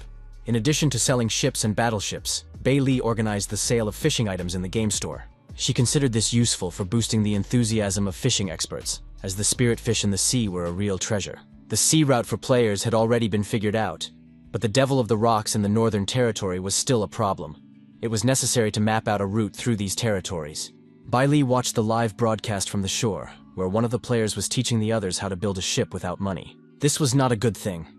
If the players learned how to build ships themselves, the company would go bankrupt. Therefore, Lu Wu decided to take a look at everything himself. And so it was. Live on air, one of the players built a boat and planned to set sail in it. At first glance, it seemed that this contraption would fall apart at any moment. However, 2 players went out to sea, and so far, everything was calm. But Lu Wu knew that there were many dangers in the sea on all sides, and the fruit could easily capsize. If that happened, the other players would realize how important it was to buy a ghost ship. The fishing was in full swing, and one player felt that he had caught something very large. After 5 hours of fishing, he was still struggling with the fish and couldn't pull it out. And just as Lu Wu was about to return to the real world, he heard the player shout. The fish was caught. It turned out to be a spirit fish called Hawthorn. After accepting it, he could increase its special properties, and it was also worth a lot of money if sold. The player pulled the fish out with satisfaction, without feeling irritated or tired. But then the fisherman felt that the sea had become completely calm, as if it had fallen silent. In the next moment, the huge lord of the Sea of Illusions named Tao Wu swallowed the fisherman along with the raft. It was unreal, even for the developers. They did not understand where the lord of the Sea of Illusions had suddenly appeared from. Bai Li was sure that it was really a coincidence, because Tao Wu lives tens of thousands of meters underwater all year round. But by chance, he suddenly rose to the surface and devoured the fishing players. The player was lucky. When he was swallowed by the monster, he managed to grab a very valuable item in its stomach, the bone of a magical dragon, and now planned to sell it. The latest news was being discussed in the northern mountainous regions. It turned out that the Luli region had been occupied by a new force, and General Sha Na had been killed, as reported by Commander-in-Chief Taishir. The Lord of Ghost Rock did not expect that the general would die not at the hands of Poseidon, but from some external force. The commander wondered whether to declare war on the abode of the dead, since the origin of these strangers was unknown. The Lord of the Rock decided not to provoke the newcomers with war for the time being, so that others would not take advantage of the situation. However, the Commander-in-Chief was concerned that the strangers might attack first. But the Lord of the Rock did not believe this was likely. Who would dare to fight his army of tree demons on his territory? His army was truly powerful and terrifying. It was well camouflaged and left its opponents no chance. The Commander-in-Chief, trembling with fear before his superiors, agreed that no one in the Northern Territories would dare to oppose him. The Lord of the Rock interrupted his subordinate's flattery and asked, "How are things going with the Forest Spirits clan?" His patience had run out. The Commander-in-Chief reported that the Forest Spirits were stubborn and refused to obey, so it had been decided to attack and destroy them. A few days passed, and sales of the new ships, a battleship and a small vessel, broke all records. The naval power of the Beiqi army was gradually taking shape. Lu Wu decided that it was time to announce the mission to go to sea to the players, and the game sent out a notification about a special New Year's event with prizes. A fishing tournament was announced. To register, players had to find a pilot who was waiting for everyone on the shore. For each fish caught, players received a certain number of points. And whoever caught a fish of the spirit of the ocean, Space's level, immediately received the title of champion. On the second day, a New Year's treasure hunt was planned in the abode of the dead, in the Liuli area. Obtaining a New Year's star guaranteed a blue title and increased the character's speed. On the third day, significant discounts on items in the store were promised. The first two events were really difficult, but the third day with discounts brought everyone positive emotions. The players came up with the idea of replenishing their accounts, but Luwu did not want to introduce this feature, suggesting instead that they simply kill monsters and spend soul coins. Bailey noticed that something was happening in the underground world. Many clans began to head for the abode of the dead. Representatives of various clans gathered at the entrance to the Ghost Mountains. They tried to figure out what was going on. The Forest Spirit clan looked like ordinary people, but had the abilities to grow, heal, and protect. The players did not understand why this clan had come to the abode of the dead, since this was the territory of Beiqi's army.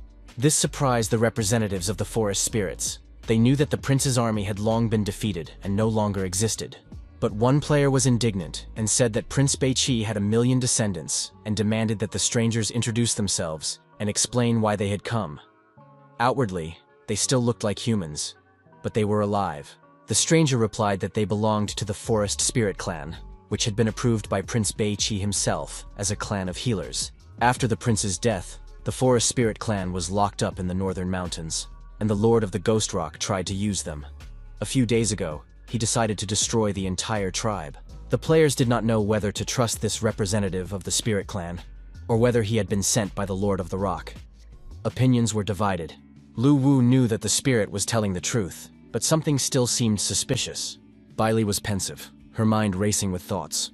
She was confused that the Forest Spirit clan still existed, while all the other forces loyal to Prince Beiqi had long been destroyed by other villains.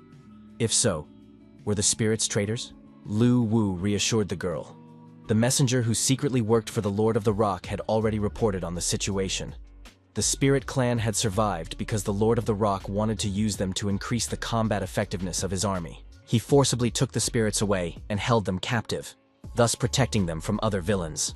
This was because the Forest Spirit clan was weak in combat, but possessed healing powers, which appealed to the Lord of the Rock. They resisted to the last, and now the players did not want to believe them and were going to check their signs. One of the gamers said he didn't trust the spirit and suggested going to the butler of the abode of the dead to find out the truth. The Forest Spirit was surprised. How could there be a butler of the abode of the dead? He had served Prince Beiqi for so many years and had never seen a butler. When everyone arrived at the abode of the dead in the main temple, there was no end to the tears of joy and happiness. The butler could not hold back his tears, for he did not believe that the forest spirits could have survived after the prince's death and the villain's seizure of the land. The Spirit clan, of course, did not know this butler. He had been created by Lu Wu recently, but he recognized the spirits thanks to the information provided by Lu Wu. The players were satisfied, having received confirmation that they were not facing enemies. The players were happy that they had killed the general and avenged their comrades, and now they were going to deal with the Sea King and the Lord of the Ghost Rock in the Northern Territories. It was decided to revive Prince Beiqi's army and rule over the entire underground world. The spirits' plan covered the basics. These people had destroyed the general and now were going to defeat the Sea King and the Lord of Ghost Rock. The players got along well with the Forest Spirit clan, so Lu Wu asked the manager to take them with him to make a vow before the military artifact. After the artifact received the Oath of Allegiance from the Spirit clan, Lu Wu slightly altered their memories and made them a new type of NPC. Soon, the Forest Spirit clan will be able to integrate into the player community as military doctors, who help players stay combat ready for longer. In addition, many romantic interests arose between the representatives, so it was necessary to establish a level of intimacy protection. Since the clan of Forest Spirits became partners, it became necessary to organize a place for them to live.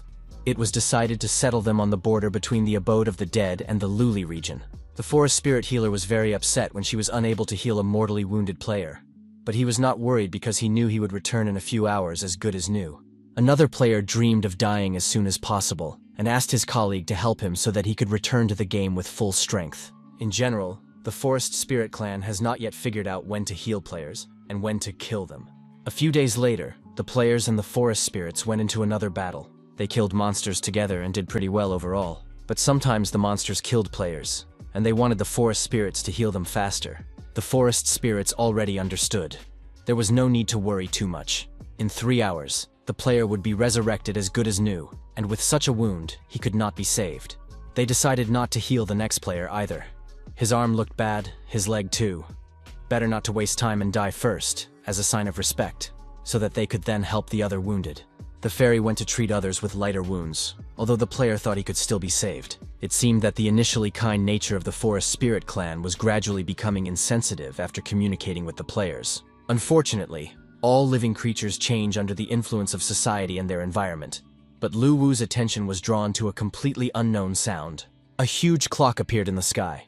It came out of nowhere, even though there had never been anything like it there before. It was New Year's Eve in the Sea of the Underworld. The clock struck the countdown, signaling the arrival of the new year. This was followed by festive fireworks, and the official start of the fishing competition was announced.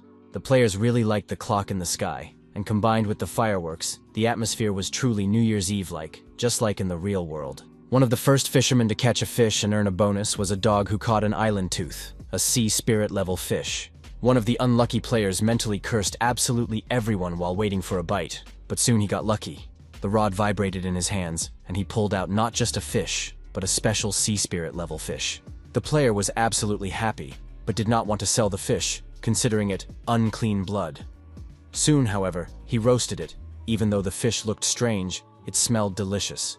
There was a strange player who preferred to eat a rare fish instead of selling it. But every player makes their own choices. Bai Li, who loved to eat, understood him like no one else. The next day of the competition also went well. It was fun and productive. Treasure was scattered throughout the area, which could be searched for, collected, and then sold or exchanged. Not only ordinary players were engaged in this, but even famous and distinguished cultivators. Soldiers were useless. They only knew how to attack or defend and could not collect treasures. The players did not hesitate to push each other around in order to get as many New Year's coupons as possible. The forest spirits still did not understand people. While fishing was understandable, the crazy running around the mountains and plains baffled them. The little representatives of the forest spirits clan went with the people to run and collect colorful coupons. After that, they counted the coupons and handed out prizes to the winners. The New Year's messenger was in charge of counting and selling the necessary items for the earned coupons. The summoned demons helped collect many New Year's coupons, and the player received a hidden profession. This profession was called Ghost Beast. It could summon spirits and cause destruction, and outwardly resembled a flying horse with horns. With its help, it was possible to summon various forms of ghosts for one's needs, and as the level increased, the number of summons increased. The third ability was to mobilize the powers of the Ghost Beast in the body and deliver a devastating blow. The third day of the event arrived, and all items in the store were discounted for the new year. The event had only just begun, but the goods were almost sold out, and the players' enthusiasm for the discounts was enormous. Lu Wu had spent the first 2 days creating them, and was now going to focus on making money. Taking advantage of the situation, Bai Li offered players a collection of new fashionable uniforms. While the bidding was going on, Bai Li noticed that a player had appeared on the Cliff of Despair. The developers immediately went to check it out and saw a couple, a Pestle and a player named Gu Yu. Posel smelled alcohol and told his partner about it. Soon they approached a strange wooden house. Perhaps some wise man lived there, and the player knocked on the door just in case.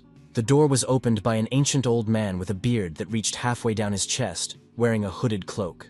The old man did not want to talk to them and was about to close the door, when suddenly the dog announced in human language that he was hoping for an invitation to sit down. The old man was terrified. The dog was talking. He had never seen anything like it before. He had encountered many terrible creatures, but nothing like this. The dog was offended. He was not a scary monster, but just a player in this game. The old man realized that he would have to invite the unexpected guests in, because they were very persistent and had no intention of leaving. The strangers entered the house and prepared to spend time with the owner. The host offered them tea and buns, just so they would leave on time. But the young man wanted to get some new life advice, and learned that all grandfathers living alone on top of a mountain are very wise. However, at that moment, he was happily eating muffins and was completely satisfied with life. After tea, the hermit went to the far corner of the house and returned with a paper certificate. He read aloud the oath written on the certificate. It said that Prince Bei Qi swore that his descendants would always guard the Cliff of Despair, the source of evil, and obey the will of heaven. The document looked impressive, and the scribbles were understandable. But the players still didn't understand. If the grandfather was a descendant of the prince, then so were all of them. He couldn't get rid of the guy, so the hermit continued his story. It was a very long story. He talked for a long time, and the player was already getting frustrated because he hadn't heard anything useful for himself. But then the hermit asked if the guy knew who was standing in front of him. It turned out that he was a descendant of King Bei-Chi and had proof of his identity, the prince's royal seal, created by the founder of the kingdom and symbolizing supreme power and glory. The old man said that his ancestor was the founder of the land and ruled Bei-Chi for hundreds of thousands of years. The Cliff of Despair was the place where he was buried. All the demons inhabiting the abode of the dead were his subordinates, guarding his tomb. Among them is the strongest god, who carried out the prince's will after his death. The Cliff of Despair is just a horn on the head of this evil god. This information made the player's brains boil. The hermit did not know the exact reason why the evil god was sealed on the cliff.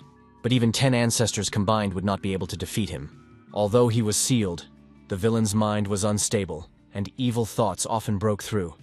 The ancestor had only fought a fraction of those thoughts. After hearing all this, the player still declared that he planned to continue climbing to the top of the mountain. Whoever climbs to the top will be struck by evil thoughts. Their body will be taken away, and they themselves will become a new vessel. The demons from the scroll were sent by the ancestors to prevent anyone from climbing the mountain. The hermit continued to warn the players for a long time. Do not climb, otherwise if God takes possession of their bodies, it will be a trifle. But if they become his clones, it will be a catastrophe for the whole earth. Of course, the players promised that they would not climb the mountain under any circumstances for the sake of the safety of the land of Bei-Chi. But as soon as they left the old man, they immediately rushed to climb up before it got dark. It was time to go online. Suddenly, one of the players felt his heart tremble, his body spin out of control, and all sorts of negative thoughts flood his mind. The gamer grabbed the dog and began shaking it, even though the dog was trying to bring his friend back to reality. The player came to his senses a little, apologized, and said he didn't understand what had happened. His whole body was enveloped by an unknown force, and bloody and murderous scenes instantly appeared in his mind.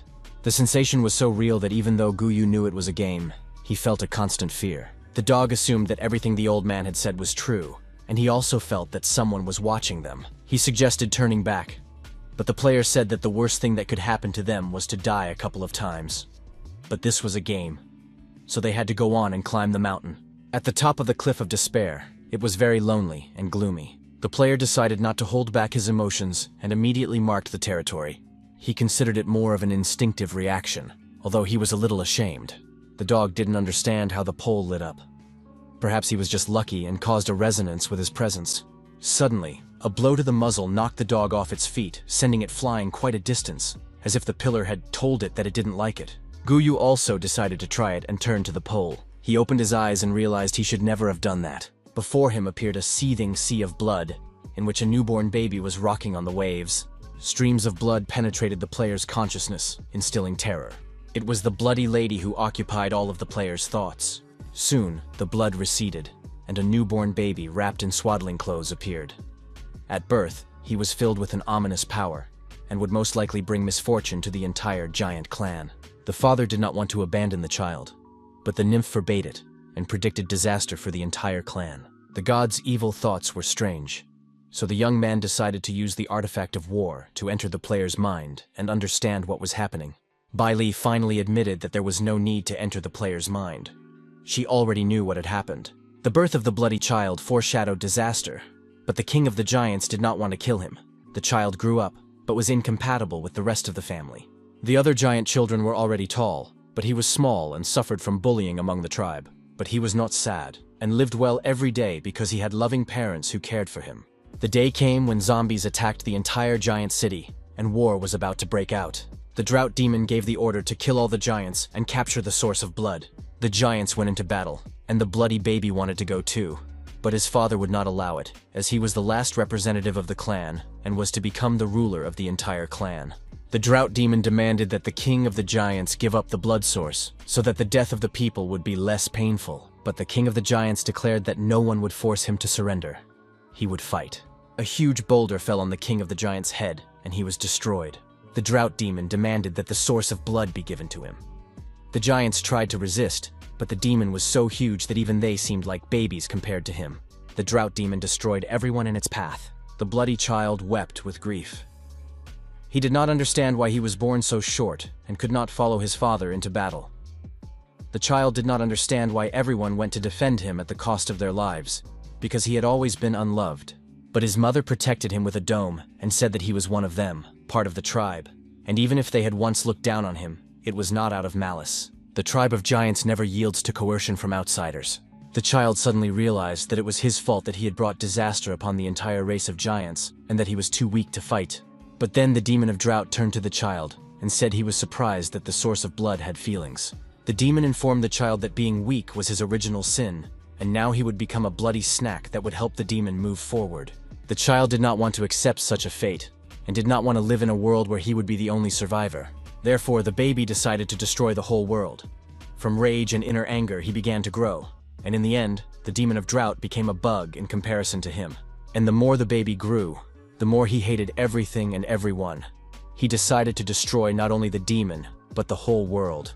And under the open sky, he attacked his enemy with all his might, devouring the demons and all their powers. When he had expelled all the negativity, the baby gradually shrank and returned to normal size. A girl named Lee appeared before him and said that it was impossible to destroy this world, but she was ready to become his friend. She explained that he was very dangerous now, and she would put him to sleep, waking him up only when he became more agreeable.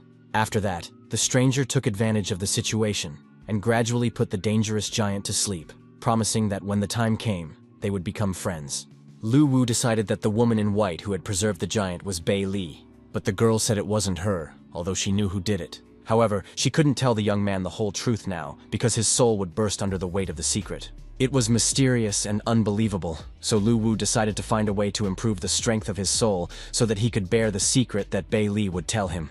Gu Yu was still standing motionless, and the dog had already begun to worry about his boss. Finally, the player came to his senses and said that strange images had appeared in his mind, similar to memories of the evil god. Now he knew that the pagoda pillar had appeared after the evil god had been sealed. It was unclear why the dog jumped back when it touched the pagoda. Perhaps it saw the god's trace. Suddenly the player heard a voice in his head asking if he wanted power. But the player did not believe in such things. He said he wanted peace and asked to be spoken to like a human being. But the voice spoke to him again and said that if the young man fulfilled one condition, he would receive infinite power. The voice wanted him to help kill the demon of drought. It turned out that the drought demon had not been killed. It had managed to escape, and the old corpse in the burial ground was the demon itself. Lu Wu was worried that the evil god would harm the player's soul, but Bei Li assured him that there was nothing to worry about. In fact, it was just an ordinary god living in the underworld. But the young man remembered the words of the old hermit, who claimed that even 10 princes of Bei Qi would not be able to defeat this evil god. Bei Li admitted that she was indebted to this evil god, and now the young man could help her. The player agreed to the proposal and asked where the drought demon was. It turned out that he was hiding in a bone tomb, and for killing him, the player would receive unlimited power. Gu Yu honestly admitted that he would not be able to do this because he was not capable of defeating it. But the spirit confirmed his fears, saying that the player would not be able to defeat it, but the evil spirit that had consumed the young man would. But then the evil spirit was disappointed. It could not capture the player's soul because it was not attached to the body. The player screamed desperately throughout the dungeon, and the spirit asked him about the eternal soul that the young man possessed. The player admitted that at first he had planned to take revenge, but now he would do nothing because the spirit wanted to take his soul. Then the spirit turned his attention to the dog, but the dog was wary and would not give in.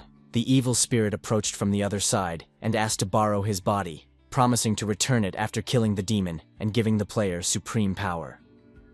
But the player was unshakable. Bei Li owed the evil god and the young man helped her. He established a way to help the spirit. A military artifact would drive out the player's evil thoughts, and he would not be harmed. After that, the player agreed to rent his body for 3 hours, and the evil spirit thanked him, saying that this time would be enough. After receiving all the blessings and signing the contracts, the player's body began to fill with the spirit of the evil god. The player felt unprecedented strength, and it seemed to him that he could crush 10 Shana generals with one hand. Finally, complete reincarnation and transformation took place, and the evil spirit promised to return the body after completing its business, and kept its promise. Having said this, the evil spirit in the player's body rose into the sky and flew away, and the dog began a live broadcast, announcing that his boss had turned into a great evil god and was going to bring disaster to the entire land of Bei Qi. 2.5 hours later, the bone tomb was pierced by a huge bloody comet.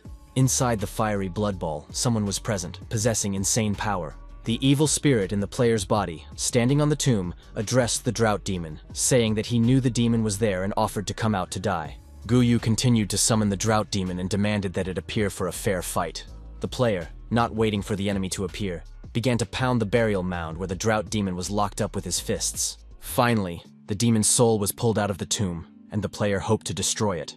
The young man was working with the bloody evil spirit of the underworld, to whom he had leased his body. His hand was raised for the final blow. The drought demon could not believe that the bloody evil spirit had become strong again and could harm him.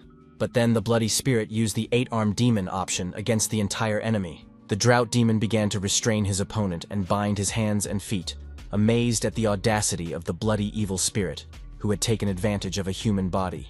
The developers watched what was happening, and Bei Li was worried because the evil spirit was strong, but only a trace of evil thoughts remained from it. Lu Wu wanted the evil god to be able to get rid of his anger and negative emotions in order to become a true god, and the young man helped a little with his artifact. The bloody evil spirit felt a powerful surge of strength and was able to break the bonds that bound him.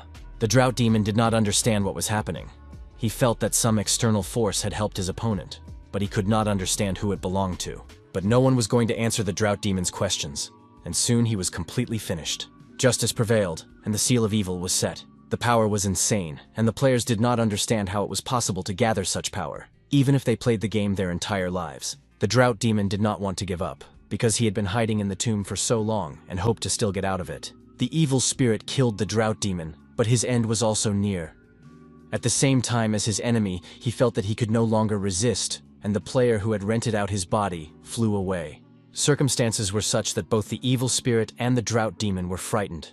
The evil spirit had effectively lost its fighting power after encountering only a cauldron. It turned out that this was one of the most powerful gods who ruled life and death in the underworld, Emperor Dunyu, who, along with 2 other emperors, truly possessed divine power. The underworld is vast and divided into east and west. Even such powerful gods as the 3 great emperors are only rulers of the eastern underworld. Lu Wu wanted to know what connection the evil spirit had to Emperor Dunyue.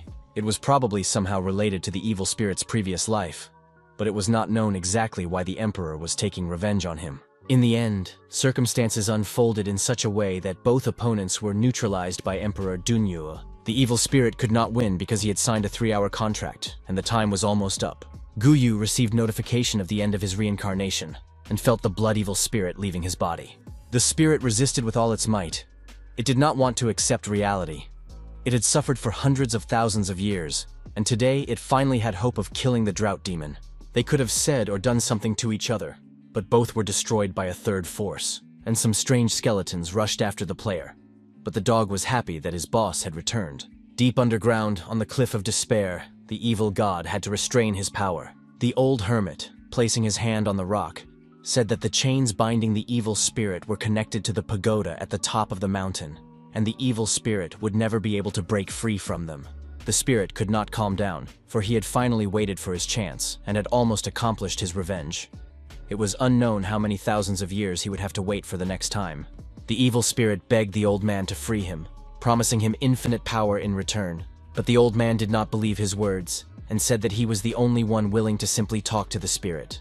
Then the bloody evil spirit asked the old man to bring the young man here, the player whose body he had recently used. The spirit swore that he would no longer take over a human body, but he had to fulfill his promise. The old man began to transform, and the bloody evil spirit realized that the hermit would help him. He was glad to find himself in a situation where such a monster was asking for help. Guyu was trying to escape from the skeleton dogs when he felt a magical force surround him and pull him into a whirlpool. The spirit of drought could not understand where the mortal had disappeared to, for his faithful servants had pursued the player until he vanished. The young man and the dog found themselves at the top of the cliff of despair in front of the door of an abandoned house. Could it be that the evil spirit had brought them back here and saved them from persecution? An old hermit opened the door and asked what they were doing there, and why they had come back. The player did not answer. He ordered the dog to sit and wait, and set off in an unknown direction. Guyu said that he had dropped something on the way and would go find it. He would not climb the mountain, but would leave the dog with the hermit, which was exactly what was needed, since he had helped the evil spirit. At the top of the cliff of despair, near a huge skeleton, the bloody evil spirit appeared. The player told him that he had come for what he had promised, because he had fulfilled his part of the agreement, although he was worried that the evil spirit would simply kill him. But soon the player felt his body fill with energy, and a notification came that he had become an apostle of the evil spirit and received the power of blood. These abilities allowed the player to recover quickly from injuries, expend less energy, and summon hellfire that burned a large area around him. The young man could also manipulate blood and absorb it, quickly restoring his energy and health. After activating his gaze, all targets looking at the player would be consumed by negative emotions and find themselves in a state of chaos and weakness. Guyu was dissatisfied because he had to destroy his rune warrior profession to obtain the inherited power of the evil spirit. The player wanted to have two professions, but the developers deliberately destroyed the rune warrior and had no intention of restoring it because they wanted compensation for their work. The evil spirit asked the player if he wanted to become strong. The evil spirit said that he had given the guy a seed of blood, and if he could successfully grow it, he would master one of the laws of the underworld. The player still had no idea what was going on, but the demon was ready to explain. If a person mastered any of the laws of heaven and earth, they could become much closer to the gods. And if they earned the emperor's blessing, they would become a new god. It sounded very pompous, and Guyu couldn't help but like it. Soon, the player came to his senses and realized that he needed to be more modest, because now the evil spirit had become his boss, and he was ready to learn how to become stronger. The difficulty of growing blood seeds was that it was a very long process. However, the evil spirit could help speed it up, and the guy was ready for anything. The evil spirit said that the drought demon had changed its hiding place, but its breath could still be felt, and he asked to find and kill the demon. To do this, he needed to go to the city of evil nightmares. Guyu agreed to fulfill this request. The task is not time-limited, so he will calmly level up, and the guild will continue to expand, and the player will have a chance to complete the mission. The evil spirit warned that when the player goes to fight the drought demon, he will not be able to escape death. Isn't the guy afraid of that? But none of the players were afraid of death, simply because the evil spirit did not realize that in a couple of hours, the players would be brought back to life. After the players saw the live broadcast of the battle between the evil spirit and the drought demon, many began to want to become stronger. This topic was discussed on the gaming forum. Magic players were particularly outraged, cursing the developers for not increasing the power of mages. They called the developers clueless and incapable of planning. In the end, the guy realized that he had to do something about it. Lu Wu created a template for mages and updated it. Now Mac had become a true pentagram. He received the body of water and could use himself as a source of spells, performing ultra-long range and large-scale attacks. He obtained the body of earth, which allowed him to control the power of the earth using comprehensive abilities aimed at control and self-defense. The body of gold provided powerful protection for a short period of time. The bodies of wood and fire were similar and also expanded the capabilities and abilities of mages. A new NPC, the Destroyer, was also created and added, specifically designed to help mages change professions. Initially, the young man planned to release 3 mage templates, but the players did not want to wait, so he prepared a template for changing professions. But Bei Li's attention was drawn to movement in the sea zone, and she was no longer listening to her partner. A battleship called the Evil God was sailing in the Sea of Illusions. The players decided not to create a cool look, but to focus on stability. Representatives of the Evil God Guild were on the ship with their leader. The guys sailed to the island of Fallen Fish, and were surprised to see houses and some kind of abandoned village. Strange humanoid creatures that did not look very friendly came out to meet the players. They belonged to the Karis tribe. The players did not know how aggressive these creatures were. Perhaps they were normal people, or maybe they were wild monsters. After a short time, a large cauldron in the middle of the village began to boil, and it became clear that these monsters' skills were too strong, despite the players' good equipment. It was very exciting. The guys had just arrived, and they were already about to be eaten. But, unfortunately, they couldn't leave the game and were forced to hang around, waiting to be cooked. One of the players couldn't calm down and said that he wanted revenge, because he had never been eaten in his life, and whoever dared to eat him would pay a high price. At that moment, one of the monsters approached the guy. The savage opened the bag, took something out of it, and stuffed it into the talkative player's mouth. It turned out to be spices. Not only did the savages want to eat them, but they also wanted to stuff them. The players realized that they could not resist, and were ready to eat all the spices, so that they could be killed quickly and start the game over. Watching what was happening, Lu Wu did not like the fact that the development of the marine zone began with stuffing the players with spices and eating them. At this time, the capital of the Dragon Kingdom was also in turmoil. Lu Pan, who had previously been eaten by the fish people, decided to take revenge on them. The Evil God Guild assembled a new expedition because the players could not bear such humiliation, and, having prepared themselves, set off for the island of Fallen Fish. The guys returned, despite the fact that they had recently been eaten here. but their desire for revenge was strong. The guild spent a lot of money and hired dozens of professional players. They would avenge their humiliation. The guys could no longer hold back and, full of rage and determination, rushed into the attack. One of the monsters began to blow a horn. The players did not know what this would lead to, as the monster might be calling for reinforcements. The guys decided not to worry ahead of time and hope for help from the pros. But in a few moments, they were surrounded by huge fishmen. Soon, 3 huge cauldrons were bubbling in the middle of the village. This time, the locals were planning a real feast. One of the players tried to figure out why they had been hung and why they weren't simply killed. Meanwhile, the fish people discussed what was happening among themselves and were generally satisfied with the upcoming dinner. Those players who found themselves in this situation for the first time were overly talkative, speculating about what further events would lead to. The fish people looked at them with interest, and they had bags of spices in their hands. Soon, the most talkative players were stuffed for their chattiness. Some players even liked the spices, but it was disgusting that they were not angry and did not want revenge. It was simply shameful to be in the same fire with them. When they were finally thrown into vats and boiled, the players decided not to tell others about their disgrace. Soon, the second camp of players was destroyed, and all the food was cooked. On the forum, one of the participants said that he had found the children of the ocean who lived on the island, and there were quite a few of them. A few days later, newcomers eager to explore Pachaya Fish Island arrived by ship. They had read that the indigenous people were very hospitable. The fish people also looked at the new arrivals with interest and did not understand what to do. They could not fish or hunt because they knew that food would soon arrive. The fish people did not understand why these sick creatures were coming, knowing that they would die. Where did they get this courage and determination? The situation with the death and consumption of players was happening constantly. New players arrived and became food. All because the evil God Guild did not tell the truth. Lu Wu believed that soon the players would not be able to hold back and would tell everyone what was happening. Although the guy understood that most likely it would be the fish people who would not be able to hold back and would tell the whole underground world the truth. In the underwater world of the Illusory Sea, a representative of the Crucian Carp tribe came to Poseidon. He complained that creatures came to the island of fallen fish every day to die. The poor fish people could no longer tolerate it. Poseidon said that this was excellent, because now the Crucian Carp tribe would be able to raise their children normally and not worry about hunger. But the problem was that after the people were boiled, they turned into mist and disappeared, and the poor fish people had nothing to eat. Poseidon sent a big hammer to lead the group of fish people, protect the Crucian Carp tribe, and learn the story of the creatures who came on ships. A few days later, the developers decided to go to Fishfall Island to watch the show. Everything on the island was as usual. Players arrived on ships, despite the huge number of those who had been deceived and eaten. The sea monsters could no longer tolerate this influx of players. They kept coming back again and again, and something had to be done. The hammerhead shark had not slept for several days, dealing with these creatures. King Poseidon sent help, but even with assistance, it was impossible to deal with these weaklings on their own. There were too many players, and they simply outnumbered them.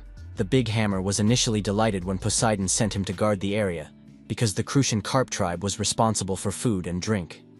But gradually, the big hammer realized that things were not so simple. These weak creatures did not even allow him to sleep or rest, because they behaved in a completely chaotic manner. It was an army of suicides. They came to die, smiling and waving their hands. Another group of players sailed to the island on ships, with some of them having no idea what awaited them.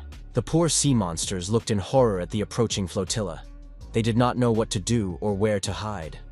As the sea monster troops grew, so did the suicide army. It was some kind of mockery, but the sea monsters had no choice, and after complaining to each other about their unfortunate fate, they set out to destroy these suicidal creatures. The hammer sailed up to one of the ships and easily smashed it. He could no longer tolerate their return and wanted to bury all creatures in the sea. The players were optimistic and were going to fight the sea monsters and explore the island. To protect their ship, they used the ghost ship function and sailed safely onward. After that, the players managed to defeat the hammerhead shark, and they all received a promotion. After that, the guy was sent to destroy the Sea King's troops. The developers not only opened up the sea zone, but also made it so that players can now earn extra income by repairing damaged ships. Lu Wu and Bei Li were pleased with their little tricks, which allowed them to increase their capital, and as if by accident, posted a new message on the forum. In the Iron Hammer Hall, the soul bead of the Great Hammer went out, and it was dead. The commander of the Sea King's army, Iron Hammer, had lost his son and was very angry. The old turtle offered his condolences, but this only made Iron Hammer even angrier, for he had lost his only son. The turtle begged Iron Hammer not to take his son on the campaign and to let him live. Returning home from work at night, the turtle immediately met with his son. He said he had good news and bad news. The good news was that the turtle's son had been given the title of Commander-in-Chief. The bad news was that the turtle's son would now go to the island of Fallen Fish to the Crucian Carp tribe. There was something new on Fishfall Island, because the fish people were tied up and being prepared to be cooked. The players couldn't find the spices and demanded that the monster reveal where they were hidden. The players from the ghost ship seized supplies from the island, which was excellent news because they had provisions and could explore other islands. But soon, new events were about to unfold.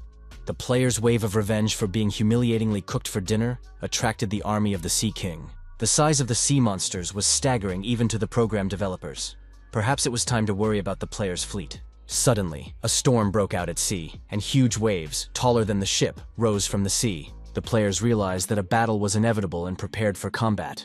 At that moment, huge sea monsters appeared from the waves, and Iron Hammer ordered his subordinates to destroy the creatures and avenge his son. The players sensed a great battle between the armies, but did not think it would happen so soon. Monsters were coming from all sides. At first, everything went very well for the army of sea monsters, because their opponents were poor swimmers and crashed together with their ships. Players who fell into the water after their ships were destroyed became easy targets for the Sea King's army. It was suggested to attack the elite monster to ease the situation for their comrades. Commander Ironhammer saw the ship that crashed into his son and destroyed it.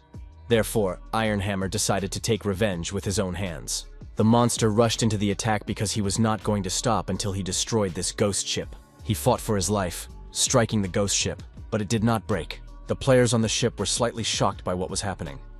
They understood that the commander-in-chief of the sea monster army was trying to destroy them.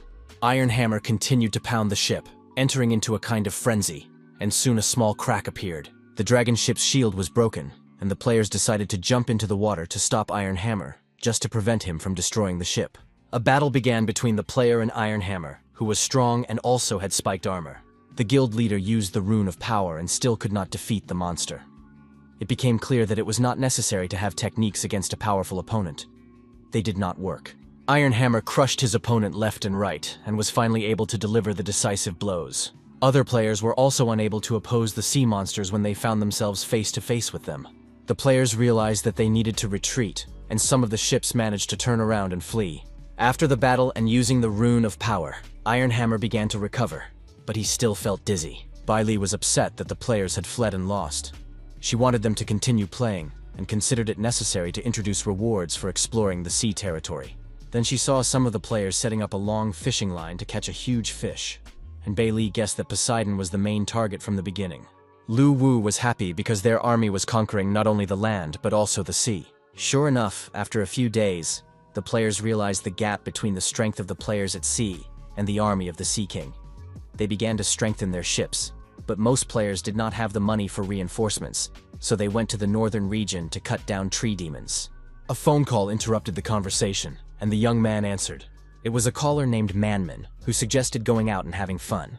The beautiful girl said that she rarely came to the city and had just gotten off the plane. Lu Wu agreed to meet her and spend time together, which seemed very suspicious to Bai Li. She made a jealous scene and demanded to know who Manman was. Lu Wu said that he was a childhood friend. They lived next door to each other, and their families were friends. Manman later moved to another city, and now she had simply suggested meeting up.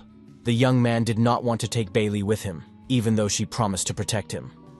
The girl made a banal scene of jealousy, and now had no intention of letting Lu Wu go. The guy barely managed to escape from the house. On top of that, Bai Li overheard Manman calling him Daddy Dog. It was an old story from childhood. It happened back in kindergarten when the teacher wanted to keep the boys and girls from getting too close. She forbade them from kissing because it could lead to pregnancy. But the little boy remembered that he had kissed a dog, which soon gave birth to puppies, and the child suffered psychological trauma because he became a doggy daddy. The young man arrived at the meeting place where he was supposed to meet Manman. She was happy to greet him.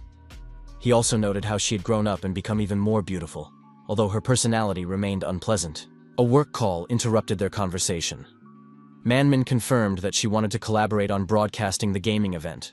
The girl was talking to her uncle, Wugoi, who had been friends with her father for a long time, and was now going to discuss business directly. Manman was surprised that the gaming company was not thinking about profit. Perhaps they were very rich, or it was some kind of powerful corporation.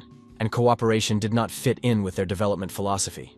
Wugoi also couldn't understand what the developers were thinking, but if Manman wanted to obtain the rights to broadcast live, she would have to offer a huge sum of money. Her uncle promised to help her contact the game's producers, but he wasn't sure if the meeting would take place.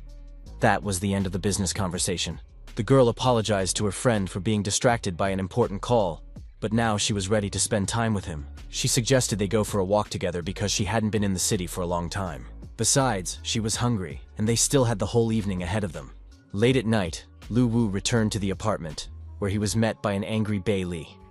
She, of course, knew that in the spring, some animals change their habits depending on the mating season. Their argument was interrupted by a call from the president of the Wu platform, who invited the young man to a meeting at his office the next day on a very important matter. The young man tried to get out of the meeting, saying he was busy, but the president insisted, saying they needed to discuss the live broadcast of gaming tournaments. The young man remembered that the platform did not broadcast tournaments live. Wugoi confirmed that it was a cool corporation that had approached him with the aim of establishing ties with the developers of the game, War in the Network. The young man was very pleased, because he knew that the corporation that wanted to meet with him was really strong in its field. Lu Wu confirmed that he would attend the meeting and made a reservation at a restaurant in advance. The next day, a big feast was to take place, and little Bei Li was looking forward to eating her fill. But it all started with an unexpected meeting when all the participants got to know each other. Manman was the representative of the corporation, and Papa Dog was responsible for the game War on the Net. Bei Li was ready to kill her comrade when she heard that he had a child. A real mess ensued because the young man introduced Bei Li as his friend, but the president of the platform, Wugoi, remembered that she was his sister. Everyone present simply incinerated the young man with their glances. And while Manman thought about how noble Lu Wu was for adopting the girl, Bei Li was about to tear the hair out of this insolent girl. Finally, the passion subsided, and it was time to talk business. Lu Wu trusted his childhood friend and immediately agreed to cooperate and promote the game. He did not want to make any special conditions, except that the corporation would cover the costs of organizing and holding events. Wugoi didn't understand what was going on, but he realized that he just needed to quietly make money and prepare, because he had heard insider information. He wasn't as interested in this as he used to be. In the illusory sea area was the island of buzzing insects. Players had already tried to get there 3 times, but so far without success. They wanted to steal the child of the sea, but the wolf guards changed every few hours, and the chances of a favorable outcome were very low. The players took advantage of a 2-minute break in the guarding of the mysterious fruit, which gave the blessing of the sea god and endowed the player with a random talent. This proved to be enough, and the player Lu Chai received an epic treasure. But the guard wolves noticed the thieves and were ready to deal with the players. Pu Chai actually couldn't stand dogs, and now looked suspiciously at the PSA from the mythical guild. He was tolerated for his group healing skills, but the player accidentally stepped on his paw. The dog's barking attracted the guards, and now the players had to make a quick getaway. Soon, several gamers were destroyed, but it turned out that the dog was the son of the owner of the island of buzzing insects. The monstrous wolf offered the player to give him the fruit, Child of the Sea, and free the puppy. Then he would let the players go. Liu Cha didn't believe him and thought he was just trying to scare them, but the wolf continued to use the player's friend as a shield and suggested that they think carefully about their comrade's fate. Liu Cha was ready to sacrifice his friend, and this simply stunned the guard wolves, and when the player killed the puppy, they were completely speechless. It was crazy. The player didn't care about his fellow creature, but now the guard wolves would definitely have problems with their boss. The boss had ordered them to kill all creatures and make them suffer, without missing a single one. Overall, it was a confusing situation with these crazy strangers, who were very reckless when their lives were at stake. 3 hours later, a notification arrived. The player Pu Chai had received an oceanic spiritual body. This happened after he sat with the fruit. The player received the blessing of the sea and could now increase his passive abilities while in the water. In addition, all his skills were restored to their maximum within a few seconds. This dramatic increase in options amazed the other players. After all, they only had 1 or 2 abilities, whereas here we were talking about the ocean spirit completely restoring the player. Soon, one of the players brought the boss a new item found on the island. It turned out to be rice shoots, a unique spiritual material that grew and could be used for alchemy or crafting. This unique item was the most valuable thing the players could find at this level. It seemed that sea monsters were very skilled in the spiritual realm. Lu Wu didn't understand why the girl demanded that this unique item be made. In addition, he had to spend a huge amount of soul coins to create it. Bai Li said that if he wanted to become as great as Prince Bai Qi, he needed to start building his strong form from the very beginning. Of course, this material was weak, but gradually it would accumulate strength and become highly valuable. The young man still did not understand what ability he should train. Bailey handed him a black sheet and said that he would train with this item. With the help of the artifact, the young man analyzed it and was ready to start. He realized that this black sheet gave him the ability to create monsters from the ground to the clouds, and would become the most powerful black paradise. He had to choose a monster in his mind and transform its form. The young man considered various options and settled on a monster in the form of a dog's head. As the black sheet burned, this demon named Swanee would begin to disappear, absorbing and gathering all the energy for the young man. But soon, something unprecedented happened. What Lu Wu saw in the mirror was very cute and childlike. He became a monster in the form of a kitten. This was his basic form. It was feeding time, and he ate the seeds of life that would help him transform into human form soon. Lu Wu chewed the seeds of life thoughtfully and realized that the girl had tricked him and that he would have to listen to her in order to transform into human form. The cat was very sad because his life had become completely hopeless, and this cat life was just beginning. He wondered when it would end,